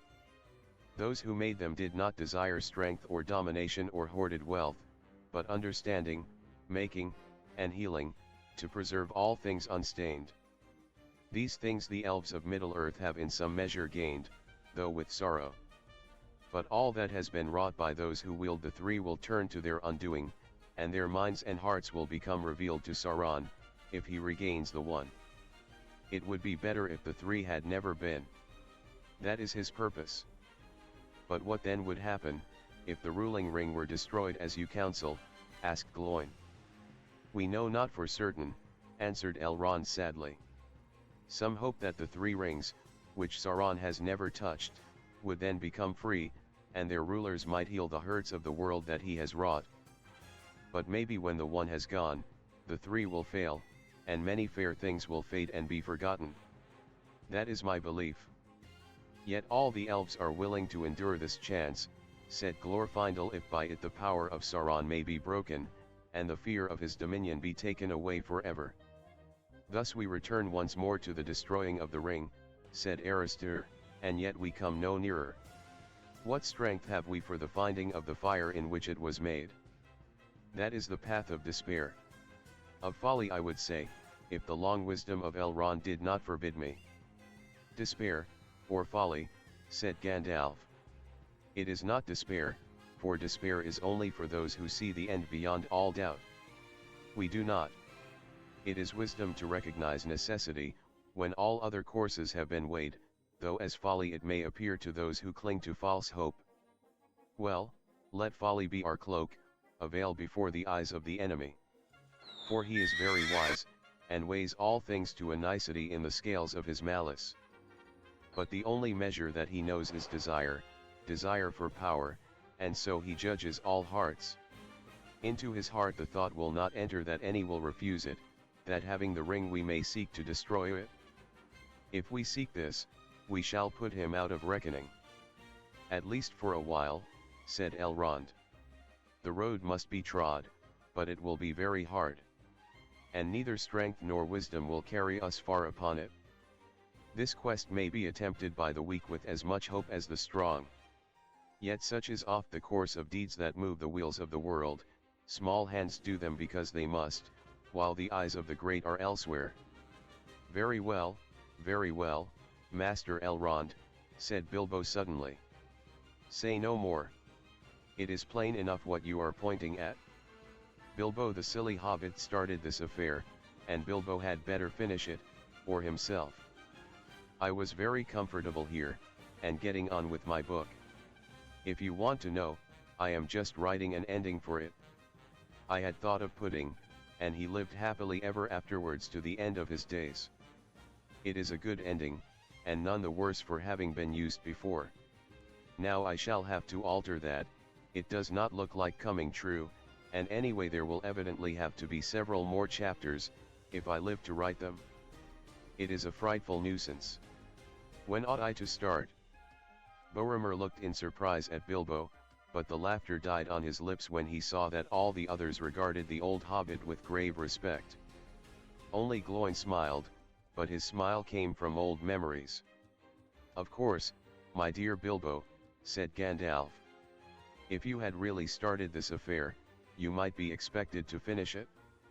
But you know well enough now that starting is too great a claim for any, and that only a small part is played in great deeds by any hero. You need not bow. Though the word was meant, and we do not doubt that under jest you are making a valiant offer. But one beyond your strength, Bilbo. You cannot take this thing back. It has passed on. If you need my advice any longer, I should say that your part is ended, unless as a recorder. Finish your book, and leave the ending unaltered. There is still hope for it. But get ready to write a sequel, when they come back. Bilbo laughed. I have never known you give me pleasant advice before, he said. As all your unpleasant advice has been good, I wonder if this advice is not bad. Still, I don't suppose I have the strength or luck left to deal with the ring. It has grown, and I have not. But tell me, what do you mean by they? The messengers who are sent with the ring. Exactly. And who are they to be? That seems to me what this council has to decide, and all that it has to decide. Elves may thrive on speech alone, and dwarves endure great weariness, but I am only an old hobbit, and I miss my meal at noon. Can't you think of some names now? Or put it off till after dinner? No one answered. The noon bell rang. Still no one spoke. Frodo glanced at all the faces, but they were not turned to him. All the council sat with downcast eyes, as if in deep thought. A great dread fell on him, as if he was awaiting the pronouncement of some doom that he had long foreseen and vainly hoped might after all never be spoken. An overwhelming longing to rest and remain at peace by Bilbo's side in Rivendell filled all his heart. At last with an effort he spoke, and wondered to hear his own words, as if some other will was using his small voice. I will take the ring, he said, though I do not know the way. Elrond raised his eyes and looked at him, and Frodo felt his heart pierced by the sudden keenness of the glance. If I understand aright all that I have heard, he said, I think that this task is appointed for you, Frodo, and that if you do not find a way, no one will. This is the hour of the Shire folk, when they arise from their quiet fields to shake the towers and councils of the great. Who of all the wise could have foreseen it? Or, if they are wise, why should they expect to know it, until the hour has struck? But it is a heavy burden. So heavy that none could lay it on another. I do not lay it on you. But if you take it freely, I will say that your choice is right, and though all the mighty elf friends of old, Hader, and Hurin, and Turin, and Burin himself were assembled together, your seat should be among them. But you won't send him off alone surely, master, cried Sam, unable to contain himself any longer, and jumping up from the corner where he had been quietly sitting on the floor. No indeed, said Elrond, turning towards him with a smile. You at least shall go with him. It is hardly possible to separate you from him, even when he is summoned to a secret council and you are not. Sam sat down, blushing and muttering. A nice pickle we have landed ourselves in, Mr. Frodo, he said, shaking his head. Chapter 3. The Ring Goes South. Later that day the hobbits held a meeting of their own in Bilbo's room. Merry and Pippin were indignant when they heard that Sam had crept into the council, and had been chosen as Frodo's companion. "It's most unfair," said Pippin. "Instead of throwing him out, and clapping him in chains, Elrond goes and rewards him for his cheek." "Rewards," said Frodo. "I can't imagine a more severe punishment. You are not thinking what you are saying, condemned to go on this hopeless journey, a reward? Yesterday I dreamed that my task was done, and I could rest here, a long while, perhaps for good." "I don't wonder," said Merry, "and I wish you could. But we are envying Sam, not you. If you have to go, then it will be a punishment for any of us to be left behind, even in Rivendell. We have come a long way with you and been through some stiff times. We want to go on." "That's what I meant," said Pippin. "We hobbits ought to stick together, and we will. I shall go, unless they chain me up. There must be someone with intelligence in the party." "Then you certainly will not be chosen, Peregrine Took," said Gandalf, looking in through the window, which was near the ground. "But you are all worrying yourselves unnecessarily. Nothing is decided yet." "Nothing decided," cried Pippin. "Then what were you all doing? You were shut up for hours." "Talking," said Bilbo. "There was a deal of talk, and everyone had an eye-opener. Even old Gandalf. I think Legolas's bit of news about Gollum caught even him on the hop, though he passed it off." "You were wrong," said Gandalf. "You were inattentive. I had already heard of it from Gwaihir. If you want to know, the only real eye-openers, as you put it, were you and Frodo, and I was the only one that was not surprised." "Well, anyway," said Bilbo, "nothing was decided beyond choosing poor Frodo and Sam. I was afraid all the time that it might come to that, if I was let off. But if you ask me, Elrond will send out a fair number, when the reports come in." "Have they started yet, Gandalf?" "Yes," said the wizard. "Some of the scouts have been sent out already. More will go tomorrow. Elrond is sending elves, and they will get in touch with the rangers, and maybe with Thranduil's folk in Mirkwood. And Aragorn has gone with Elrond's sons. We shall have to scour the lands all round for many long leagues before any move is made. So cheer up, Frodo. You will probably make quite a long stay here." "Ah," said Sam gloomily. "We'll just wait long enough for winter to come." "That can't be helped," said Bilbo. "It's your fault partly, Frodo my lad, insisting on waiting for my birthday. A funny way of honoring it, I can't help thinking. Not the day I should have chosen for letting the SB.S into Bag End. But there it is, you can't wait now till spring, and you can't go till the reports come back. When winter first begins to bite, and stones crack in the frosty night, when pools are black and trees are bare, 'tis evil in the wild to fare. But that I am afraid will be just your luck." "I am afraid it will," said Gandalf. "We can't start until we have found out about the riders." "I thought they were all destroyed in the flood," said Merry. "You cannot destroy ring-wraiths like that," said Gandalf. "The power of their master is in them, and they stand or fall by him. We hope that they were all unhorsed and unmasked, and so made for a while less dangerous, but we must find out for certain. In the meantime you should try and forget your troubles, Frodo. I do not know if I can do anything to help you, but I will whisper this in your ears." Someone said that intelligence would be needed in the party. He was right. "I think I shall come with you." So great was Frodo's delight at this announcement that Gandalf left the window sill, where he had been sitting, and took off his hat and bowed. "I only said I think I shall come. Do not count on anything yet. In this matter Elrond will have much to say, and your friend the Strider. Which reminds me, I want to see Elrond. I must be off."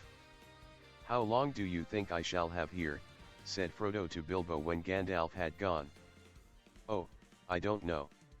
I can't count days in Rivendell, said Bilbo. But quite long, I should think. We can have many a good talk. What about helping me with my book, and making a start on the next? Have you thought of an ending? Yes, several, and all are dark and unpleasant, said Frodo. Oh, that won't do, said Bilbo. Books ought to have good endings. How would this do, and they all settled down and lived together happily ever after? It will do well, if it ever comes to that, said Frodo. Ah, said Sam. And where will they live? That's what I often wonder. For a while the hobbits continued to talk and think of the past journey and of the perils that lay ahead, but such was the virtue of the land of Rivendell that soon all fear and anxiety was lifted from their minds. The future, good or ill, was not forgotten, but ceased to have any power over the present. Health and hope grew strong in them, and they were content with each good day as it came, taking pleasure in every meal, and in every word and song. So the days slipped away, as each morning dawned bright and fair, and each evening followed cool and clear. But autumn was waning fast, slowly the golden light faded to pale silver, and the lingering leaves fell from the naked trees. A wind began to blow chill from the misty mountains to the east. The hunter's moon waxed round in the night sky, and put to flight all the lesser stars. But low in the south one star shone red. Every night, as the moon waned again, it shone brighter and brighter. Frodo could see it from his window, deep in the heavens, burning like a watchful eye that glared above the trees on the brink of the valley. The hobbits had been nearly 2 months in the house of Elrond, and November had gone by with the last shreds of autumn, and December was passing, when the scouts began to return. Some had gone north beyond the springs of the Horwell into the Etten moors, and others had gone west, and with the help of Aragorn and the rangers had searched the lands far down the Grey Flood, as far as Darbad, where the old North Road crossed the river by a ruined town. Many had gone east and south, and some of these had crossed the mountains and entered Mirkwood, while others had climbed the pass at the source of the Gladden River, and had come down into Wilderland and over the Gladden fields, and so at length had reached the old home of Radagast at Rosgobel. Radagast was not there, and they had returned over the high pass that was called the Dimril Stair. The sons of Elrond, Elladan, and Elroer were the last to return. They had made a great journey, passing down the Silverlode into a strange country, but of their errand they would not speak to any save to Elrond. In no region had the messengers discovered any signs or tidings of the riders or other servants of the enemy. Even from the eagles of the misty mountains they had learned no fresh news. Nothing had been seen or heard of Gollum, but the wild wolves were still gathering, and were hunting again far up the great river. 3 of the black horses had been found at once drowned in the flooded ford. On the rocks of the rapids below it searchers discovered the bodies of 5 more, and also a long black cloak, slashed and tattered. Of the black riders no other trace was to be seen, and nowhere was their presence to be felt. It seemed that they had vanished from the north. 8 out of the 9 are accounted for at least, said Gandalf. It is rash to be too sure, yet I think that we may hope now that the ringwraiths were scattered, and have been obliged to return as best they could to their master in Mordor, empty and shapeless. If that is so, it will be some time before they can begin the hunt again. Of course the enemy has other servants, but they will have to journey all the way to the borders of Rivendell before they can pick up our trail. And if we are careful that will be hard to find. But we must delay no longer. Elrond summoned the hobbits to him. He looked gravely at Frodo. The time has come, he said. If the ring is to set out, it must go soon. But those who go with it must not count on their errand being aided by war or force. They must pass into the domain of the enemy far from aid. Do you still hold to your word, Frodo, that you will be the ring bearer? I do, said Frodo. I will go with Sam. Then I cannot help you much, not even with counsel, said Elrond. I can foresee very little of your road, and how your task is to be achieved I do not know. The shadow has crept now to the feet of the mountains, and draws nigh even to the borders of grey flood, and under the shadow all is dark to me. You will meet many foes, some open, and some disguised, and you may find friends upon your way when you least look for it. I will send out messages, such as I can contrive, to those whom I know in the wide world, but so perilous are the lands now become that some may well miscarry, or come no quicker than you yourself. And I will choose you companions to go with you, as far as they will or fortune allows. The number must be few, since your hope is in speed and secrecy. Had I a host of elves in armor of the elder days, it would avail little, save to arouse the power of Mordor. The company of the ring shall be 9, and the 9 walkers shall be set against the 9 riders that are evil. With you and your faithful servant, Gandalf will go, for this shall be his great task, and may be the end of his labors. For the rest, they shall represent the other free peoples of the world, elves, dwarves, and men. Legolas shall be for the elves, and Gimli son of Gloin for the dwarves. They are willing to go at least to the passes of the mountains, and maybe beyond.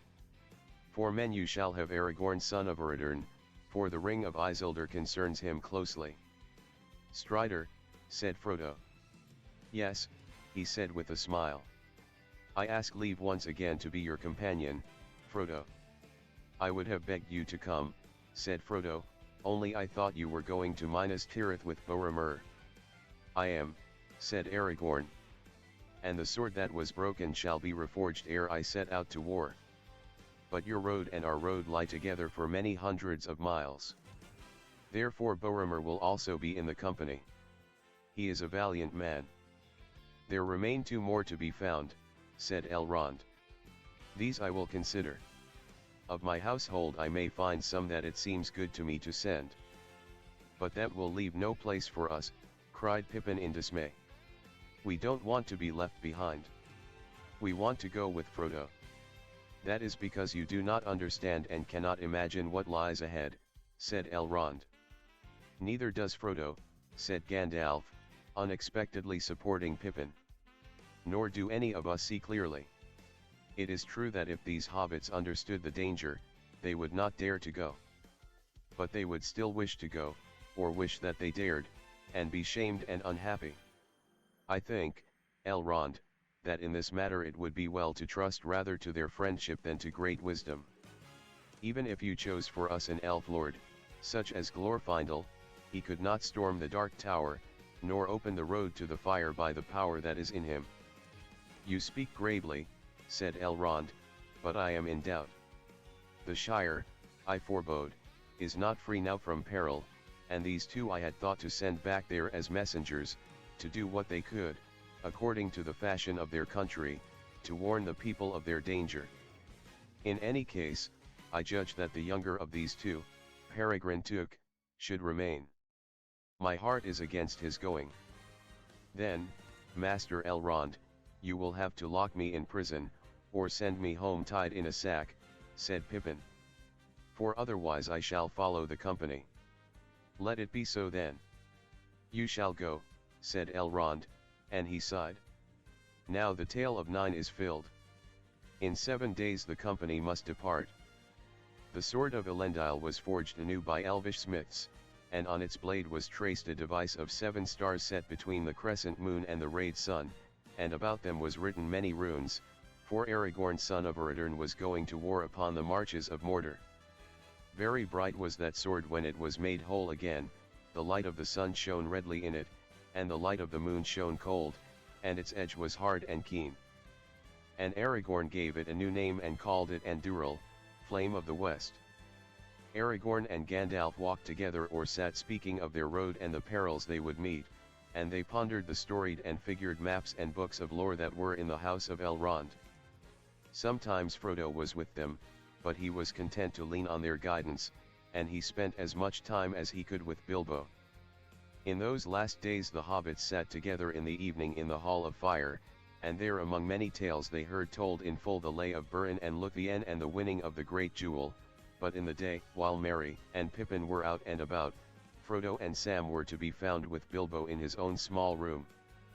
Then Bilbo would read passages from his book, which still seemed very incomplete, or scraps of his verses, or would take notes of Frodo's adventures.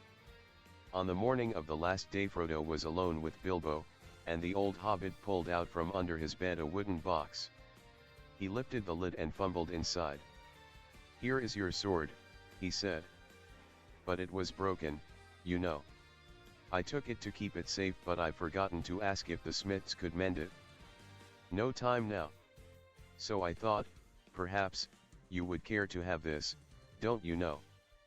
He took from the box a small sword in an old shabby leathern scabbard. Then he drew it, and its polished and well-tended blade glittered suddenly, cold and bright. "This is Sting," he said, and thrust it with little effort deep into a wooden beam. "Take it, if you like. I shan't want it again, I expect." Frodo accepted it gratefully. "Also there is this," said Bilbo, bringing out a parcel which seemed to be rather heavy for its size. He unwound several folds of old cloth, and held up a small shirt of mail. It was close woven of many rings, as supple almost as linen, cold as ice, and harder than steel. It shone like moonlit silver, and was studded with white gems. With it was a belt of pearl and crystal. "It's a pretty thing, isn't it?" said Bilbo, moving it in the light. "And useful. It is my dwarf mail that Thorin gave me. I got it back from Michel Delving before I started, and packed it with my luggage. I brought all the mementos of my journey away with me, except the ring. But I did not expect to use this, and I don't need it now, except to look at sometimes. You hardly feel any weight when you put it on." "I should look, well, I don't think I should look right in it," said Frodo. "Just what I said myself," said Bilbo. "But never mind about looks. You can wear it under your outer clothes. Come on. You must share the secret with me. Don't tell anybody else. But I should feel happier if I knew you were wearing it. I have a fancy it would turn even the knives of the Black Riders," he ended in a low voice. "Very well, I will take it," said Frodo. Bilbo put it on him, and fastened Sting upon the glittering belt, and then Frodo put over the top his old weather-stained breeches, tunic, and jacket. "Just a plain hobbit you look," said Bilbo. "But there is more about you now than appears on the surface. Good luck to you." He turned away and looked out of the window, trying to hum a tune. "I cannot thank you as I should, Bilbo, for this, and for all our past kindnesses," said Frodo. "Don't try," said the old hobbit, turning round and slapping him on the back. "Ow," he cried. "You are too hard now to slap. But there you are, hobbits must stick together, and especially Bagginses.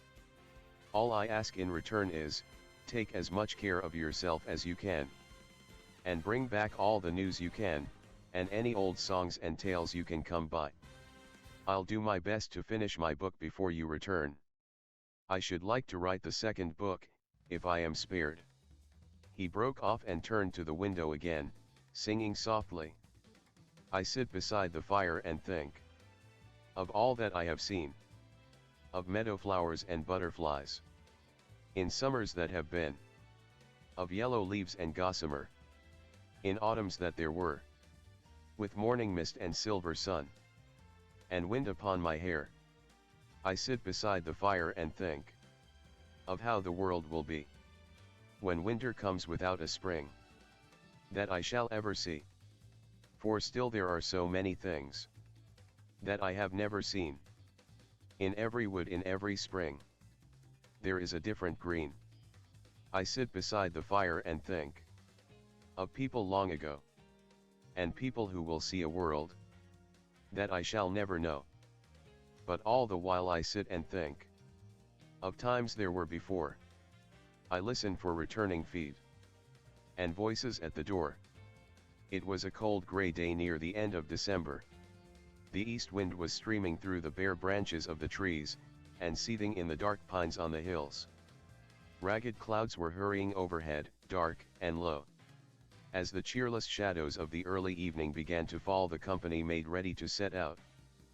They were to start at dusk, For Elrond counseled them to journey under cover of night as often as they could, until they were far from Rivendell.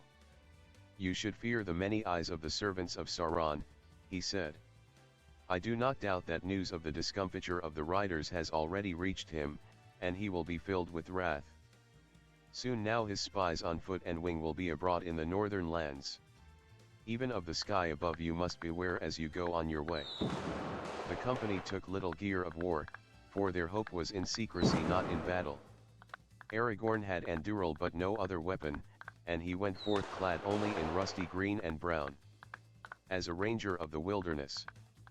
Boromir had a long sword, in fashion like Andúril but of less lineage, and he bore also a shield and his war horn. Loud and clear it sounds in the valleys of the hills, he said, and then let all the foes of Gondor flee.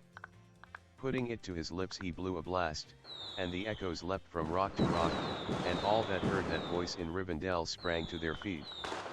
Slow should you be to wind that horn again, Boromir, said Elrond, until you stand once more on the borders of your land, and dire need is on you. Maybe, said Boromir, but always I have let my horn cry at setting forth, and though thereafter we may walk in the shadows, I will not go forth as a thief in the night. Gimli the dwarf alone wore openly a short shirt of steel rings, for dwarves make light of burdens, and in his belt was a broad-bladed axe. Legolas had a bow and a quiver, and at his belt a long white knife. The younger hobbits wore the swords that they had taken from the barrow, but Frodo took only Sting, and his mail coat, as Bilbo wished, remained hidden.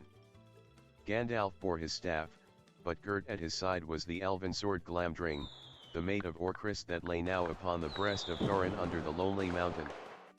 All were well furnished by Elrond with thick warm clothes, and they had jackets and cloaks lined with fur.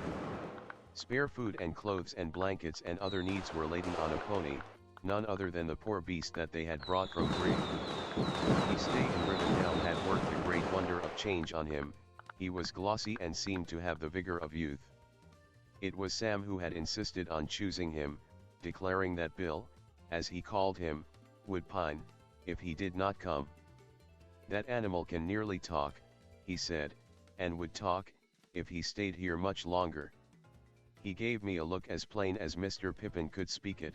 If you don't let me go with you, Sam, I'll follow on my own. So Bill was going as the beast of burden, yet he was the only member of the company that did not seem depressed. Their farewells had been said in the great hall by the fire, and they were only waiting now for Gandalf, who had not yet come out of the house. A gleam of firelight came from the open doors, and soft lights were glowing in many windows. Bilbo, huddled in a cloak, stood silent on the doorstep beside Frodo. Aragorn sat with his head bowed to his knees. Only Elrond knew fully what this hour meant to him. The others could be seen as grey shapes in the darkness. Sam was standing by the pony, sucking his teeth, and staring moodily into the gloom where the river roared stonily below. His desire for adventure was at its lowest ebb. "Bill, my lad," he said, "you oughtn't to have took up with us. You could have stayed here and eat the best hay till the new grass comes." Bill swished his tail and said nothing. Sam eased the pack on his shoulders, and went over anxiously in his mind all the things that he had stowed in it, wondering if he had forgotten anything, his chief treasure, his cooking gear, and the little box of salt that he always carried and refilled when he could, a good supply of pipeweed, but not near enough, I'll warrant, flint and tinder, woolen hose, linen, various small belongings of his master's that Frodo had forgotten and Sam had stowed to bring them out in triumph when they were called for. He went through them all. "Rope," he muttered. "No rope. And only last night you said to yourself, 'Sam, what about a bit of rope? You'll want it, if you haven't got it, well, I'll want it. I can't get it now.'" At that moment Elrond came out with Gandalf, and he called the company to him. "This is my last word," he said in a low voice. "The ring-bearer is setting out on the quest of Mount Doom. On him alone is any charge laid, neither to cast away the ring, nor to deliver it to any servant of the enemy, nor indeed to let any handle it, save members of the company and the council, and only then in gravest need. The others go with him as free companions, to help him on his way. You may tarry, or come back, or turn aside into other paths, as chance allows. The further you go, the less easy will it be to withdraw, yet no oath or bond is laid on you to go further than you will. For you do not yet know the strength of your hearts, and you cannot foresee what each may meet upon the road. Faithless is he that says farewell when the road darkens, said Gimli. Maybe, said Elrond, but let him not vow to walk in the dark, who has not seen the night fall. Yet sworn word may strengthen quaking heart, said Gimli. Or break it, said Elrond. Look not too far ahead, but go now with good hearts. Farewell, and may the blessing of elves and men and all free folk go with you. May the stars shine upon your faces. Good luck, cried Bilbo, stuttering with the cold. I don't suppose you will be able to keep a diary, Frodo my lad, but I shall expect a full account when you get back. And don't be too long. Farewell. Many others of Elrond's household stood in the shadows and watched them go, bidding them farewell with soft voices. There was no laughter, and no song or music. At last they turned away and faded silently into the dusk. They crossed the bridge and moved slowly up the long steep paths that led out of the cloven vale of Rivendell, and they came at length to the high moor where the wind hissed through the heather. Then with one glance at the last homely house twinkling below them they strode away far into the night. At the ford of Bruinen they left the road and turning southwards went on by narrow paths among the folded lands. Their purpose was to hold this course west of the mountains for many miles and days. The country was much rougher and more barren than in the green vale of the great river in Wilderland on the other side of the range, and their going would be slow, but they hoped in this way to escape the notice of unfriendly eyes. The spies of Sauron had hitherto seldom been seen in this empty country, and the paths were little known except to the people of Rivendell. Gandalf walked in front, and with him went Aragorn, who knew this land even in the dark. The others were in file behind, and Legolas, whose eyes were keen, was the rear guard. The first part of their journey was hard and dreary, and Frodo remembered little of it, save the wind. For many sunless days an icy blast came from the mountains in the east, and no garment seemed able to keep out its searching fingers. Though the company was well clad, they seldom felt warm, either moving or at rest. They slept uneasily during the middle of the day, in some hollow of the land, or hidden under the tangled thorn bushes that grew in thickets in many places. In the late afternoon they were roused by the watch, and took their chief meal, cold and cheerless as a rule, for they could seldom risk the lighting of a fire. In the evening they went on again, always as nearly southward as they could find a way. At first it seemed to the hobbits that although they walked and stumbled until they were weary, they were creeping forward like snails, and getting nowhere. Each day the land looked much the same as it had the day before. Yet steadily the mountains were drawing nearer. South of Rivendell they rose ever higher, and bent westwards, and about the feet of the main range there was tumbled an ever wider land of bleak hills, and deep valleys filled with turbulent waters. Paths were few and winding, and led them often only to the edge of some sheer fall, or down into treacherous swamps. They had been a fortnight on the way when the weather changed. The wind suddenly fell and then veered round to the south. The swift-flowing clouds lifted and melted away, and the sun came out, pale and bright. There came a cold clear dawn at the end of a long stumbling night march. The travelers reached a low ridge crowned with ancient holly trees whose grey-green trunks seemed to have been built out of the very stone of the hills. Their dark leaves shone and their berries glowed red in the light of the rising sun. Away in the south Frodo could see the dim shapes of lofty mountains that seemed now to stand across the path that the company was taking. At the left of this high range rose three peaks. The tallest and nearest stood up like a tooth tipped with snow. Its great, bare, northern precipice was still largely in the shadow, but where the sunlight slanted upon it, it glowed red. Gandalf stood at Frodo's side and looked out under his hand. "We have done well," he said. "We have reached the borders of the country that men call Hollin. Many elves lived here in happier days, when Eregion was its name. 45 leagues as the crow flies we have come, though many long miles further our feet have walked. The land and the weather will be milder now, but perhaps all the more dangerous. Dangerous or not, a real sunrise is mighty welcome, said Frodo, throwing back his hood and letting the morning light fall on his face. But the mountains are ahead of us, said Pippin. We must have turned eastwards in the night. No, said Gandalf. But you see further ahead in the clear light. Beyond those peaks the range bends round southwest. There are many maps in Elrond's house, but I suppose you never thought to look at them. Yes, I did, sometimes, said Pippin, but I don't remember them. Frodo has a better head for that sort of thing.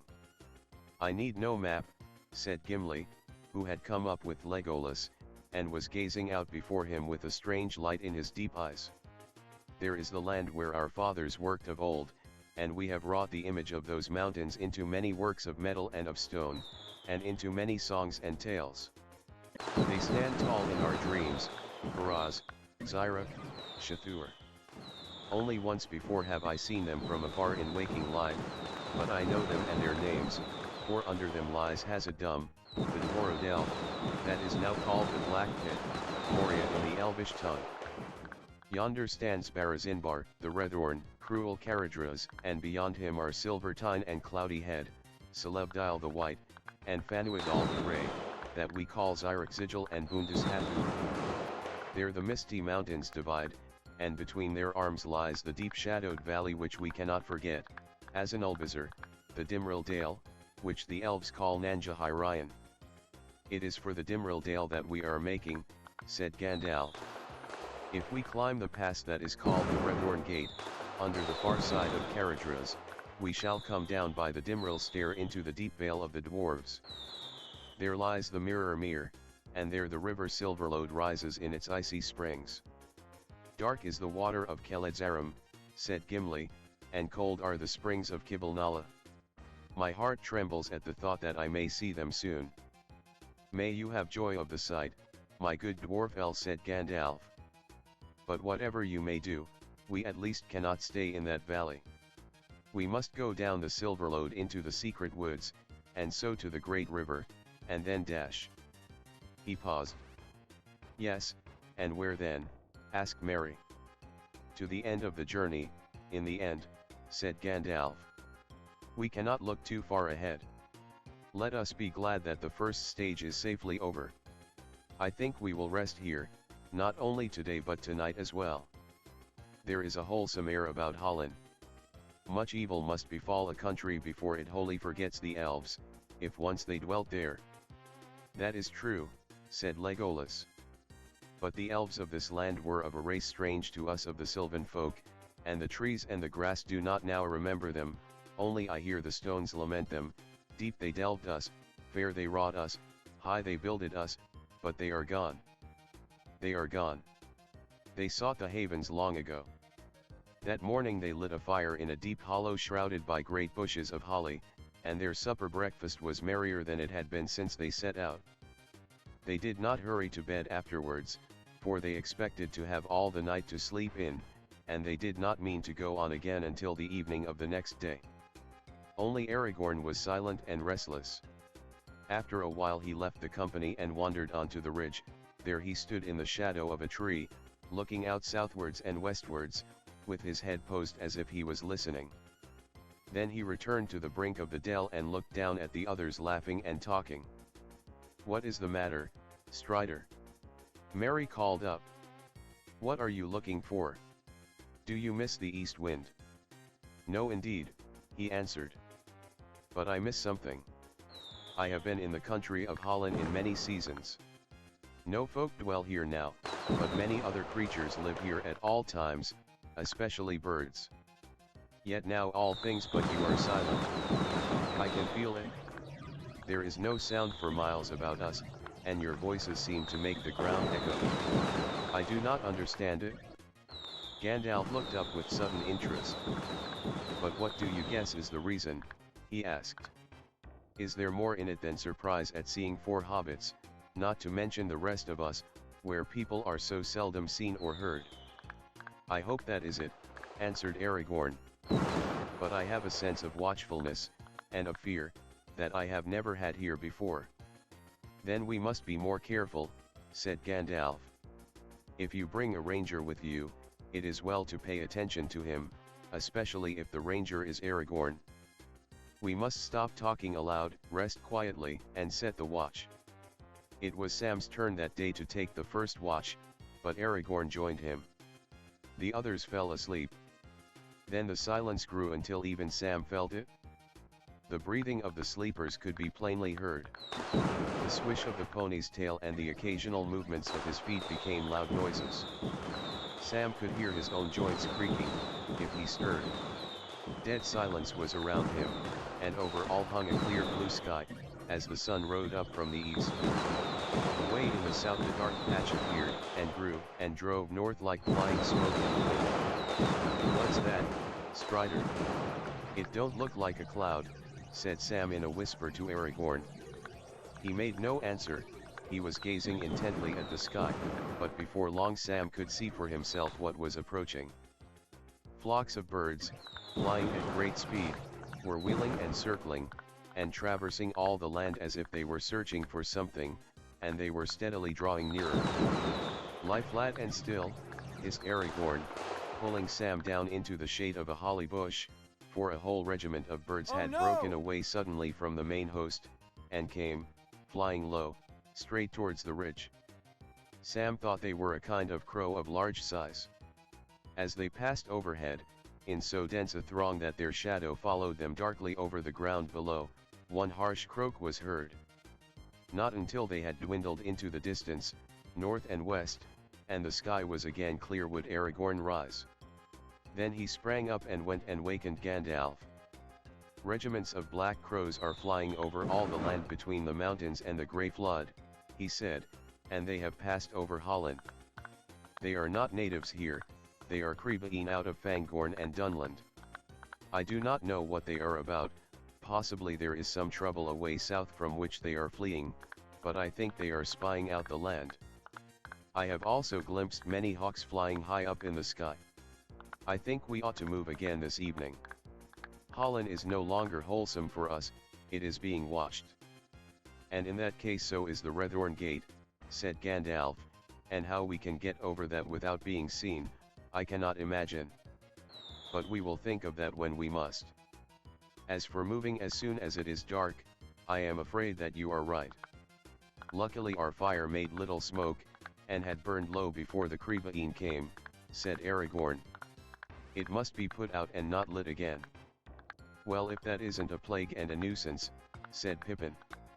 The news, no fire, and a move again by night, had been broken to him, as soon as he woke in the late afternoon. All because of a pack of crows. I had looked forward to a real good meal tonight, something hot. Well, you can go on looking forward, said Gandalf. There may be many unexpected feasts ahead for you. For myself I should like a pipe to smoke in comfort, and warmer feed. However, we are certain of one thing at any rate, it will get warmer as we get south. Too warm, I shouldn't wonder, muttered Sam to Frodo. Oh no! But I'm beginning to think it's time we got a sight of that fiery mountain and saw the end of the road, so to speak. I thought at first that this here Rethorn, or whatever its name is, might be it, till Gimli spoke his piece. A fair jaw-cracker dwarf language must be.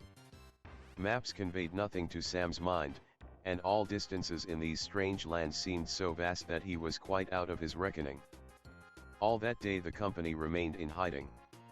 The dark birds passed over now and again, but as the westering sun grew red they disappeared southwards.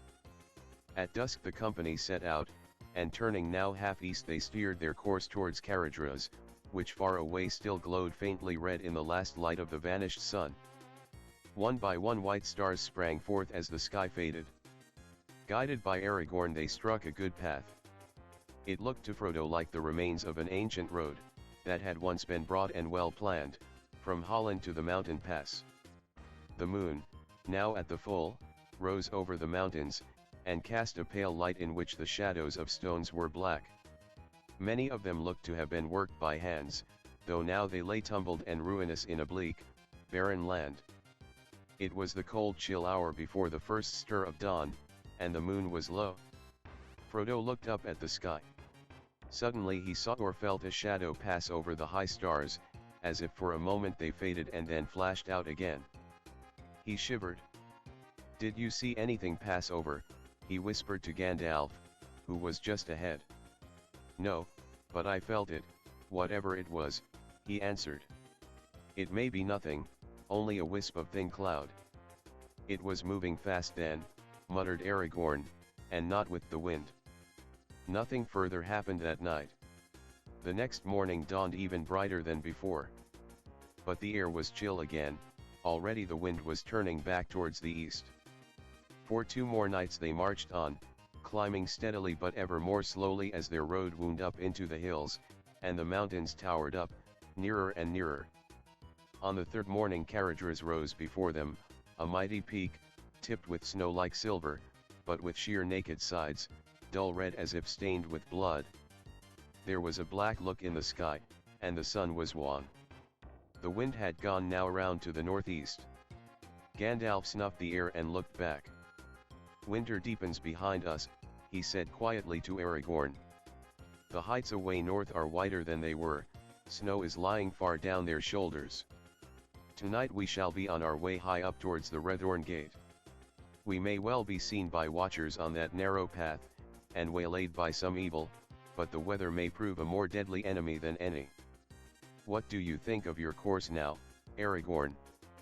Frodo overheard these words, and understood that Gandalf and Aragorn were continuing some debate that had begun long before. He listened anxiously. "I think no good of our course from beginning to end, as you know well, Gandalf," answered Aragorn. "And perils known and unknown will grow as we go on. But we must go on, and it is no good our delaying the passage of the mountains. Further south there are no passes, till one comes to the gap of Rohan. I do not trust that way since your news of Saruman. Who knows which side now the marshals of the Horse Lords serve?" "Who knows indeed," said Gandalf. "But there is another way, and not by the pass of Caradhras, the dark and secret way that we have spoken of. But let us not speak of it again. Not yet. Say nothing to the others, I beg, not until it is plain that there is no other way."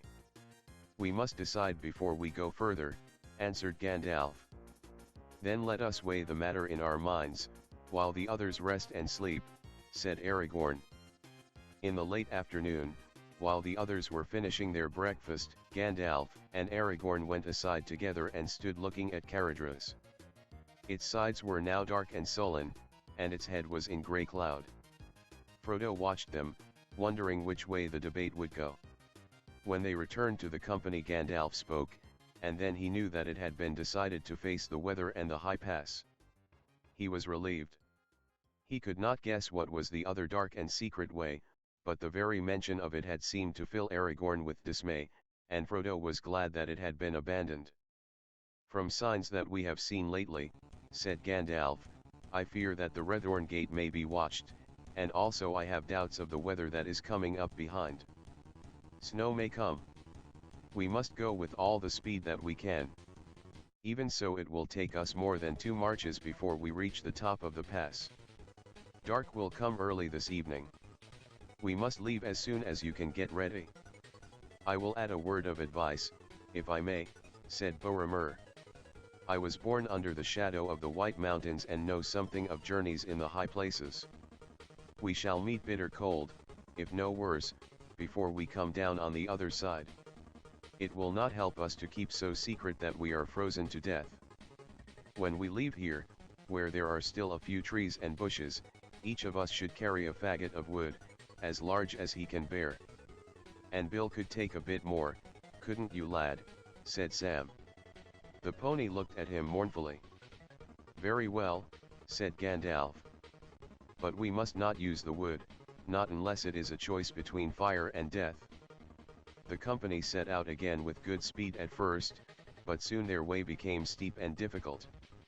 The twisting and climbing road had in many places almost disappeared, and was blocked with many fallen stones. The night grew deadly dark under great clouds. A bitter wind swirled among the rocks. By midnight they had climbed to the knees of the great mountains. The narrow path now wound under a sheer wall of cliffs to the left, above which the grim flanks of Caradhras towered up invisible in the gloom. On the right was a gulf of darkness where the land fell suddenly into a deep ravine. Laboriously they climbed a sharp slope and halted for a moment at the top. Frodo felt a soft touch on his face. He put out his arm and saw the dim white flakes of snow settling on his sleeve. They went on. But before long the snow was falling fast, filling all the air, and swirling into Frodo's eyes. The dark bent shapes of Gandalf and Aragorn only a pace or two ahead could hardly be seen. "I don't like this at all," panted Sam just behind. "Snow's all right on a fine morning, but I like to be in bed while it's falling. I wish this lot would go off to Hobbiton. Folk might welcome it there." Except on the high moors of the North Farthing a heavy fall was rare in the Shire, and was regarded as a pleasant event and a chance for fun. No living hobbit, save Bilbo, could remember the fell winter of 1311, when the White Wolves invaded the Shire over the frozen Brandywine. Gandalf halted.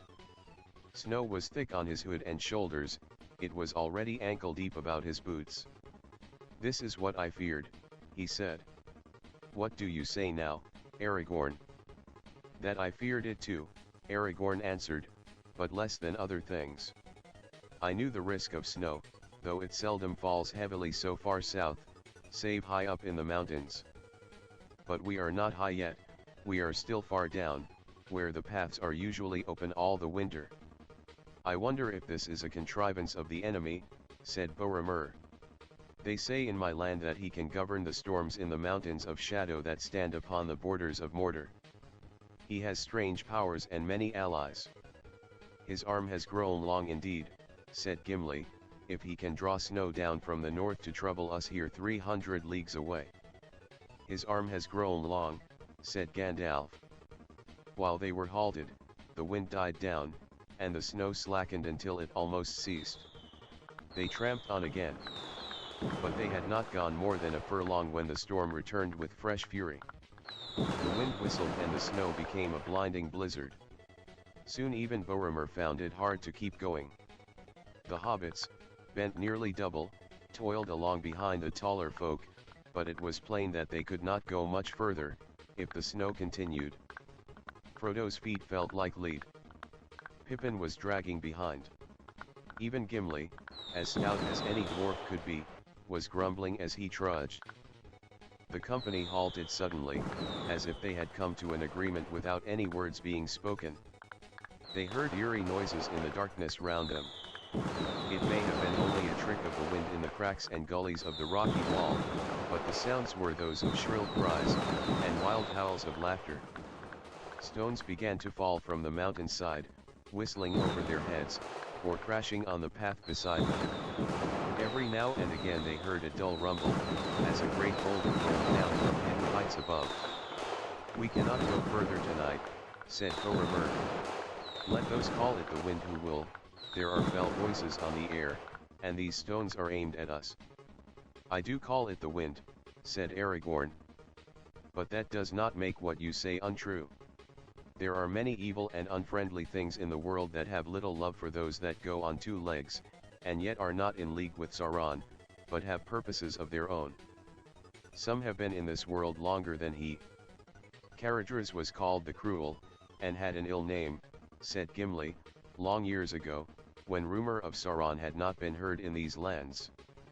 "It matters little who is the enemy, if we cannot beat off his attack," said Gandalf. "But what can we do?" cried Pippin miserably. He was leaning on Merry and Frodo, and he was shivering. "Either stop where we are, or go back," said Gandalf. "It is no good going on. Only a little higher, if I remember rightly, this path leaves the cliff and runs into a wide shallow trough at the bottom of a long hard slope. We should have no shelter there from snow, or stones, or anything else. And it is no good going back while the storm holds," said Aragorn. We have passed no place on the way up that offered more shelter than this cliff wall we are under now. Shelter, muttered Sam. If this is shelter, then one wall and no roof make a house. The company now gathered together as close to the cliff as they could. It faced southwards, and near the bottom it leaned out a little, so that they hoped it would give them some protection from the northerly wind and from the falling stones. But eddying blasts swirled round them from every side, and the snow flowed down in ever denser clouds. They huddled together with their backs to the wall. Bill the pony stood patiently but dejectedly in front of the hobbits, and screened them a little, but before long the drifting snow was above his hocks, and it went on mounting. If they had had no larger companions, the hobbits would soon have been entirely buried. A great sleepiness came over Frodo. He felt himself sinking fast into a warm and hazy dream. He thought a fire was heating his toes, and out of the shadows on the other side of the hearth he heard Bilbo's voice speaking. "I don't think much of your diary," he said. "Snowstorms on January the 12th, there was no need to come back to report that." "But I wanted rest and sleep, Bilbo," Frodo answered with an effort, when he felt himself shaken, and he came back painfully to wakefulness. Boromir had lifted him off the ground out of a nest of snow. "This will be the death of the halflings, Gandalf," said Boromir. "It is useless to sit here until the snow goes over our heads. We must do something to save ourselves." "Give them this," said Gandalf, searching in his pack and drawing out a Leithern flask. "Just a mouthful each, for all of us. It is very precious. It is Myrivor, the cordial of Imladris. Elrond gave it to me at our parting. Pass it round." As soon as Frodo had swallowed a little of the warm and fragrant liquor he felt a new strength of heart, and the heavy drowsiness left his limbs. The others also revived and found fresh hope and vigor. But the snow did not relent. It whirled about them thicker than ever, and the wind blew louder. "What do you say to fire?" asked Boromir suddenly. "The choice seems near now between fire and death, Gandalf. Doubtless we shall be hidden from all unfriendly eyes when the snow has covered us, but that will not help us." "You may make a fire, if you can," answered Gandalf. "If there are any watchers that can endure the storm, then they can see us, fire or no." But though they had brought wood and kindlings by the advice of Boromir, it passed the skill of elf or even dwarf to strike a flame that would hold amid the swirling wind or catch in the wet fuel. At last reluctantly Gandalf himself took a hand. Picking up a faggot he held it aloft for a moment, and then with a word of command, "Naur an Edraith Amman." He thrust the end of his staff into the midst of it. At once a great spout of green and blue flame sprang out, and the wood flared and sputtered. "If there are any to see, then I at least am revealed to them," he said. "I have written Gandalf is here in signs that all can read from Rivendell to the mouths of Anduin." But the company cared no longer for watchers or unfriendly eyes. Their hearts were rejoiced to see the light of the fire. The wood burned merrily, and though all round it the snow hissed, and pools of slush crept under their feet, they warmed their hands gladly at the blaze. There they stood, stooping in a circle round the little dancing and blowing flames. A red light was on their tired and anxious faces, behind them the night was like a black wall. But the wood was burning fast, and the snow still fell. The fire burned low. And the last faggot was thrown on. "The night is getting old," said Aragorn. "The dawn is not far off." "If any dawn can pierce these clouds," said Gimli. Boromir stepped out of the circle and stared up into the blackness. "The snow is growing less," he said, "and the wind is quieter." Frodo gazed wearily at the flakes still falling out of the dark to be revealed white for a moment in the light of the dying fire, but for a long time he could see no sign of their slackening. Then suddenly, as sleep was beginning to creep over him again, he was aware that the wind had indeed fallen, and the flakes were becoming larger and fewer. Very slowly a dim light began to grow. At last the snow stopped altogether. As the light grew stronger it showed a silent shrouded world. Below their refuge were white humps and domes and shapeless deeps beneath which the path that they had trodden was altogether lost, but the heights above were hidden in great clouds still heavy with the thread of snow. Gimli looked up and shook his head. "Caradhras has not forgiven us," he said. "He has more snow yet to fling at us, if we go on. The sooner we go back and down the better." To this all agreed, but their retreat was now difficult. It might well prove impossible. Only a few paces from the ashes of their fire the snow lay many feet deep, higher than the heads of the hobbits. In places it had been scooped and piled by the wind into great drifts against the cliff. "If Gandalf would go before us with a bright flame, he might melt a path for you," said Legolas. The storm had troubled him little, and he alone of the company remained still light of heart. "If elves could fly over mountains, they might fetch the sun to save us," answered Gandalf. "But I must have something to work on. I cannot burn snow." "Well," said Boromir, "when heads are at a loss bodies must serve, as we say in my country. The strongest of us must seek a way. See. Though all is now snow-clad, our path, as we came up, turned about that shoulder of rock down yonder. It was there that the snow first began to burden us. If we could reach that point, maybe it would prove easier beyond. It is no more than a furlong off, I guess. Then let us force a path thither, you and I," said Aragorn.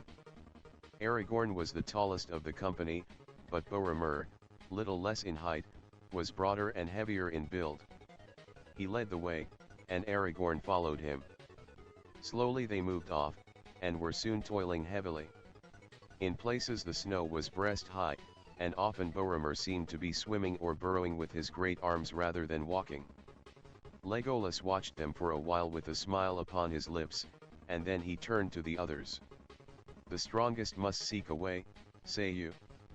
But I say, let a ploughman plough, but choose an otter for swimming, and for running light over grass and leaf or over snow an elf." With that he sprang forth nimbly, and then Frodo noticed as if for the first time, though he had long known it, that the elf had no boots, but wore only light shoes, as he always did, and his feet made little imprint in the snow.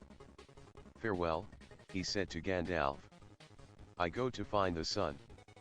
Then swift as a runner over firm sand he shot away, and quickly overtaking the toiling men, with a wave of his hand he passed them, and sped into the distance, and vanished round the rocky turn.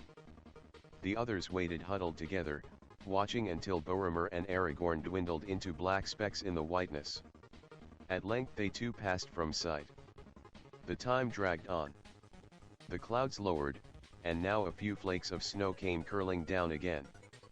An hour, maybe, went by, though it seemed far longer, and then at last they saw Legolas coming back. At the same time Boromir and Aragorn reappeared round the bend far behind him and came laboring up the slope. "Well," cried Legolas as he ran up, "I have not brought the sun. She is walking in the blue fields of the south, and a little wreath of snow on this redthorn hillock troubles her not at all. But I have brought back a gleam of good hope for those who are doomed to go on feet. There is the greatest wind drift of all just beyond the turn, and there are strong men were almost buried. They despaired, until I returned and told them that the drift was little wider than a wall. And on the other side the snow suddenly grows less, while further down it is no more than a white coverlet to cool a hobbit's toes." "Ah, it is as I said," growled Gimli. "It was no ordinary storm. It is the ill will of Caradhras. He does not love elves and dwarves, and that drift was laid to cut off our escape. But happily your Caradhras has forgotten that you have men with you," said Boromir, who came up at that moment. "And doughty men too, if I may say it, though lesser men with spades might have served you better. Still, we have thrust a lane through the drift, and for that all here may be grateful who cannot run as light as elves. But how are we to get down there, even if you have cut through the drift?" said Pippin, voicing the thought of all the hobbits. "Have hope," said Boromir. "I am weary, but I still have some strength left, and Aragorn too. We will bear the little folk. The others no doubt will make shift to tread the path behind us. Come, Master Peregrine. I will begin with you. He lifted up the hobbit. Cling to my back. I shall need my arms, he said, and strode forward. Aragorn with Merry came behind. Pippin marvelled at his strength, seeing the passage that he had already forced with no other tool than his great limbs. Even now, burdened as he was widening the track for those who followed, thrusting the snow aside as he went. They came at length to the great drift. It was flung across the mountain path like a sheer and sudden wall, and its crest, sharp as if shaped with knives, reared up more than twice the height of Boromir, but through the middle a passage had been beaten, rising and falling like a bridge. On the far side Merry and Pippin were set down, and there they waited with Legolas for the rest of the company to arrive. After a while Boromir returned carrying Sam. Behind in the narrow but now well-trodden track came Gandalf, leading Bill with Gimli perched among the baggage. Last came Aragorn carrying Frodo. They passed through the lane, but hardly had Frodo touched the ground when with a deep rumble there rolled down a fall of stones and slithering snow. The spray of it half blinded the company as they crouched against the cliff, and when the air cleared again they saw that the path was blocked behind them. Enough, enough, cried Gimli. We are departing as quickly as we may. And indeed with that last stroke the malice of the mountain seemed to be expended, as if Caradhras was satisfied that the invaders had been beaten off and would not dare to return. The threat of snow lifted, the clouds began to break and the light grew broader. As Legolas had reported, they found that the snow became steadily more shallow as they went down, so that even the hobbits could trudge along. Soon they all stood once more on the flat shelf at the head of the steep slope where they had felt the first flakes of snow the night before. The morning was now far advanced. From the high place they looked back westwards over the lower lands. Far away in the tumble of country that lay at the foot of the mountain was the dell from which they had started to climb the pass. Frodo's legs ached. He was chilled to the bone and hungry, and his head was dizzy as he thought of the long and painful march downhill. Black specks swam before his eyes. He rubbed them, but the black specks remained. In the distance below him, but still high above the lower foothills, dark dots were circling in the air. The birds again, said Aragorn, pointing down. That cannot be helped now, said Gandalf. Whether they are good or evil, or have nothing to do with us at all, we must go down at once. Not even on the knees of Caradhras will we wait for another nightfall. A cold wind flowed down behind them, as they turned their backs on the Redorn Gate, and stumbled wearily down the slope. Caradhras had defeated them. Chapter 4. A Journey in the Dark. It was evening, and the grey light was again waning fast, when they halted for the night. They were very weary. The mountains were veiled in deepening dusk, and the wind was cold. Gandalf spared them one more mouthful each of the Myrivor of Rivendell. When they had eaten some food he called a council. We cannot, of course, go on again tonight, he said. The attack on the Redorn Gate has tired us out, and we must rest here for a while. And then where are we to go?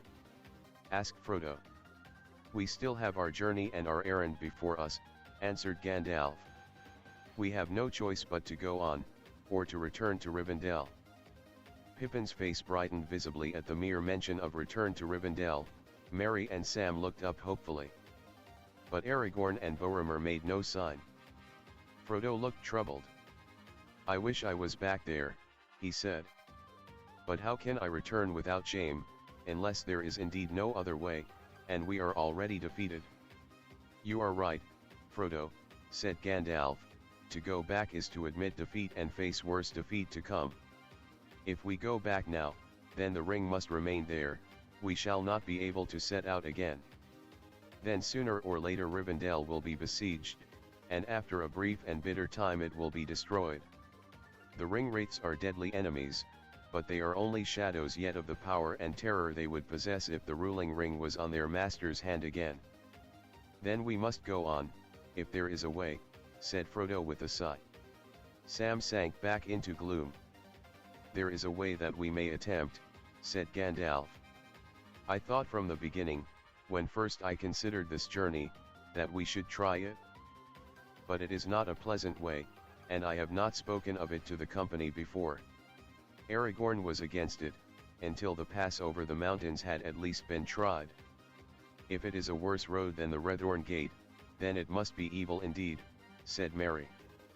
But you had better tell us about it, and let us know the worst at once. The road that I speak of leads to the mines of Moria, said Gandalf. Only Gimli lifted up his head, a smouldering fire was in his eyes. On all the others a dread fell at the mention of that name. Even to the hobbits it was a legend of vague fear. The road may lead to Moria, but how can we hope that it will lead through Moria? Said Aragorn darkly. It is a name of ill omen, said Boromir. Nor do I see the need to go there. If we cannot cross the mountains, let us journey southwards, until we come to the Gap of Rohan, where men are friendly to my people, taking the road that I followed on my way hither. Or we might pass by and cross the Isen into Langstrand and Lavenin, and so come to Gondor from the regions nigh to the sea. Things have changed since you came north, Boromir, answered Gandalf. Did you not hear what I told you of Saruman? With him I may have business of my own ere all is over. But the ring must not come near Isengard, if that can by any means be prevented. The Gap of Rohan is closed to us while we go with the bearer. As for the longer road, we cannot afford the time. We might spend a year in such a journey, and we should pass through many lands that are empty and harborless. Yet they would not be safe. The watchful eyes both of Saruman and of the enemy are on them. When you came north, Boromir, you were in the enemy's eyes only one stray wanderer from the south and a matter of small concern to him, his mind was busy with the pursuit of the ring. But you return now as a member of the ring's company, and you are in peril as long as you remain with us. The danger will increase with every league that we go south under the naked sky. Since our open attempt on the mountain pass our plight has become more desperate, I fear. I see now little hope, if we do not soon vanish from sight for a while, and cover our trail. Therefore I advise that we should go neither over the mountains, nor round them, but under them. That is a road at any rate that the enemy will least expect us to take. We do not know what he expects, said Boromir.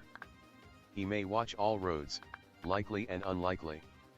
In that case to enter Moria would be to walk into a trap, hardly better than knocking at the gates of the Dark Tower itself. The name of Moria is black.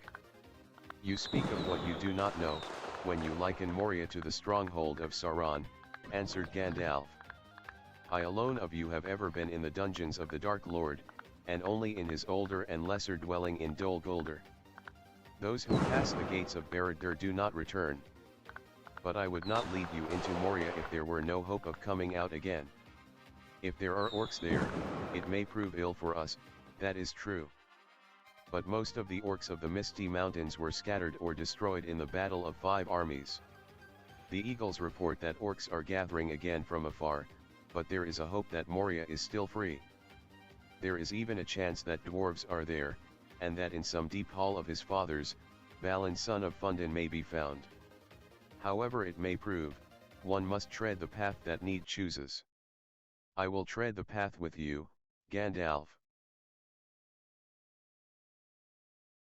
Alright, I'm hungry and stuff, so goodbye.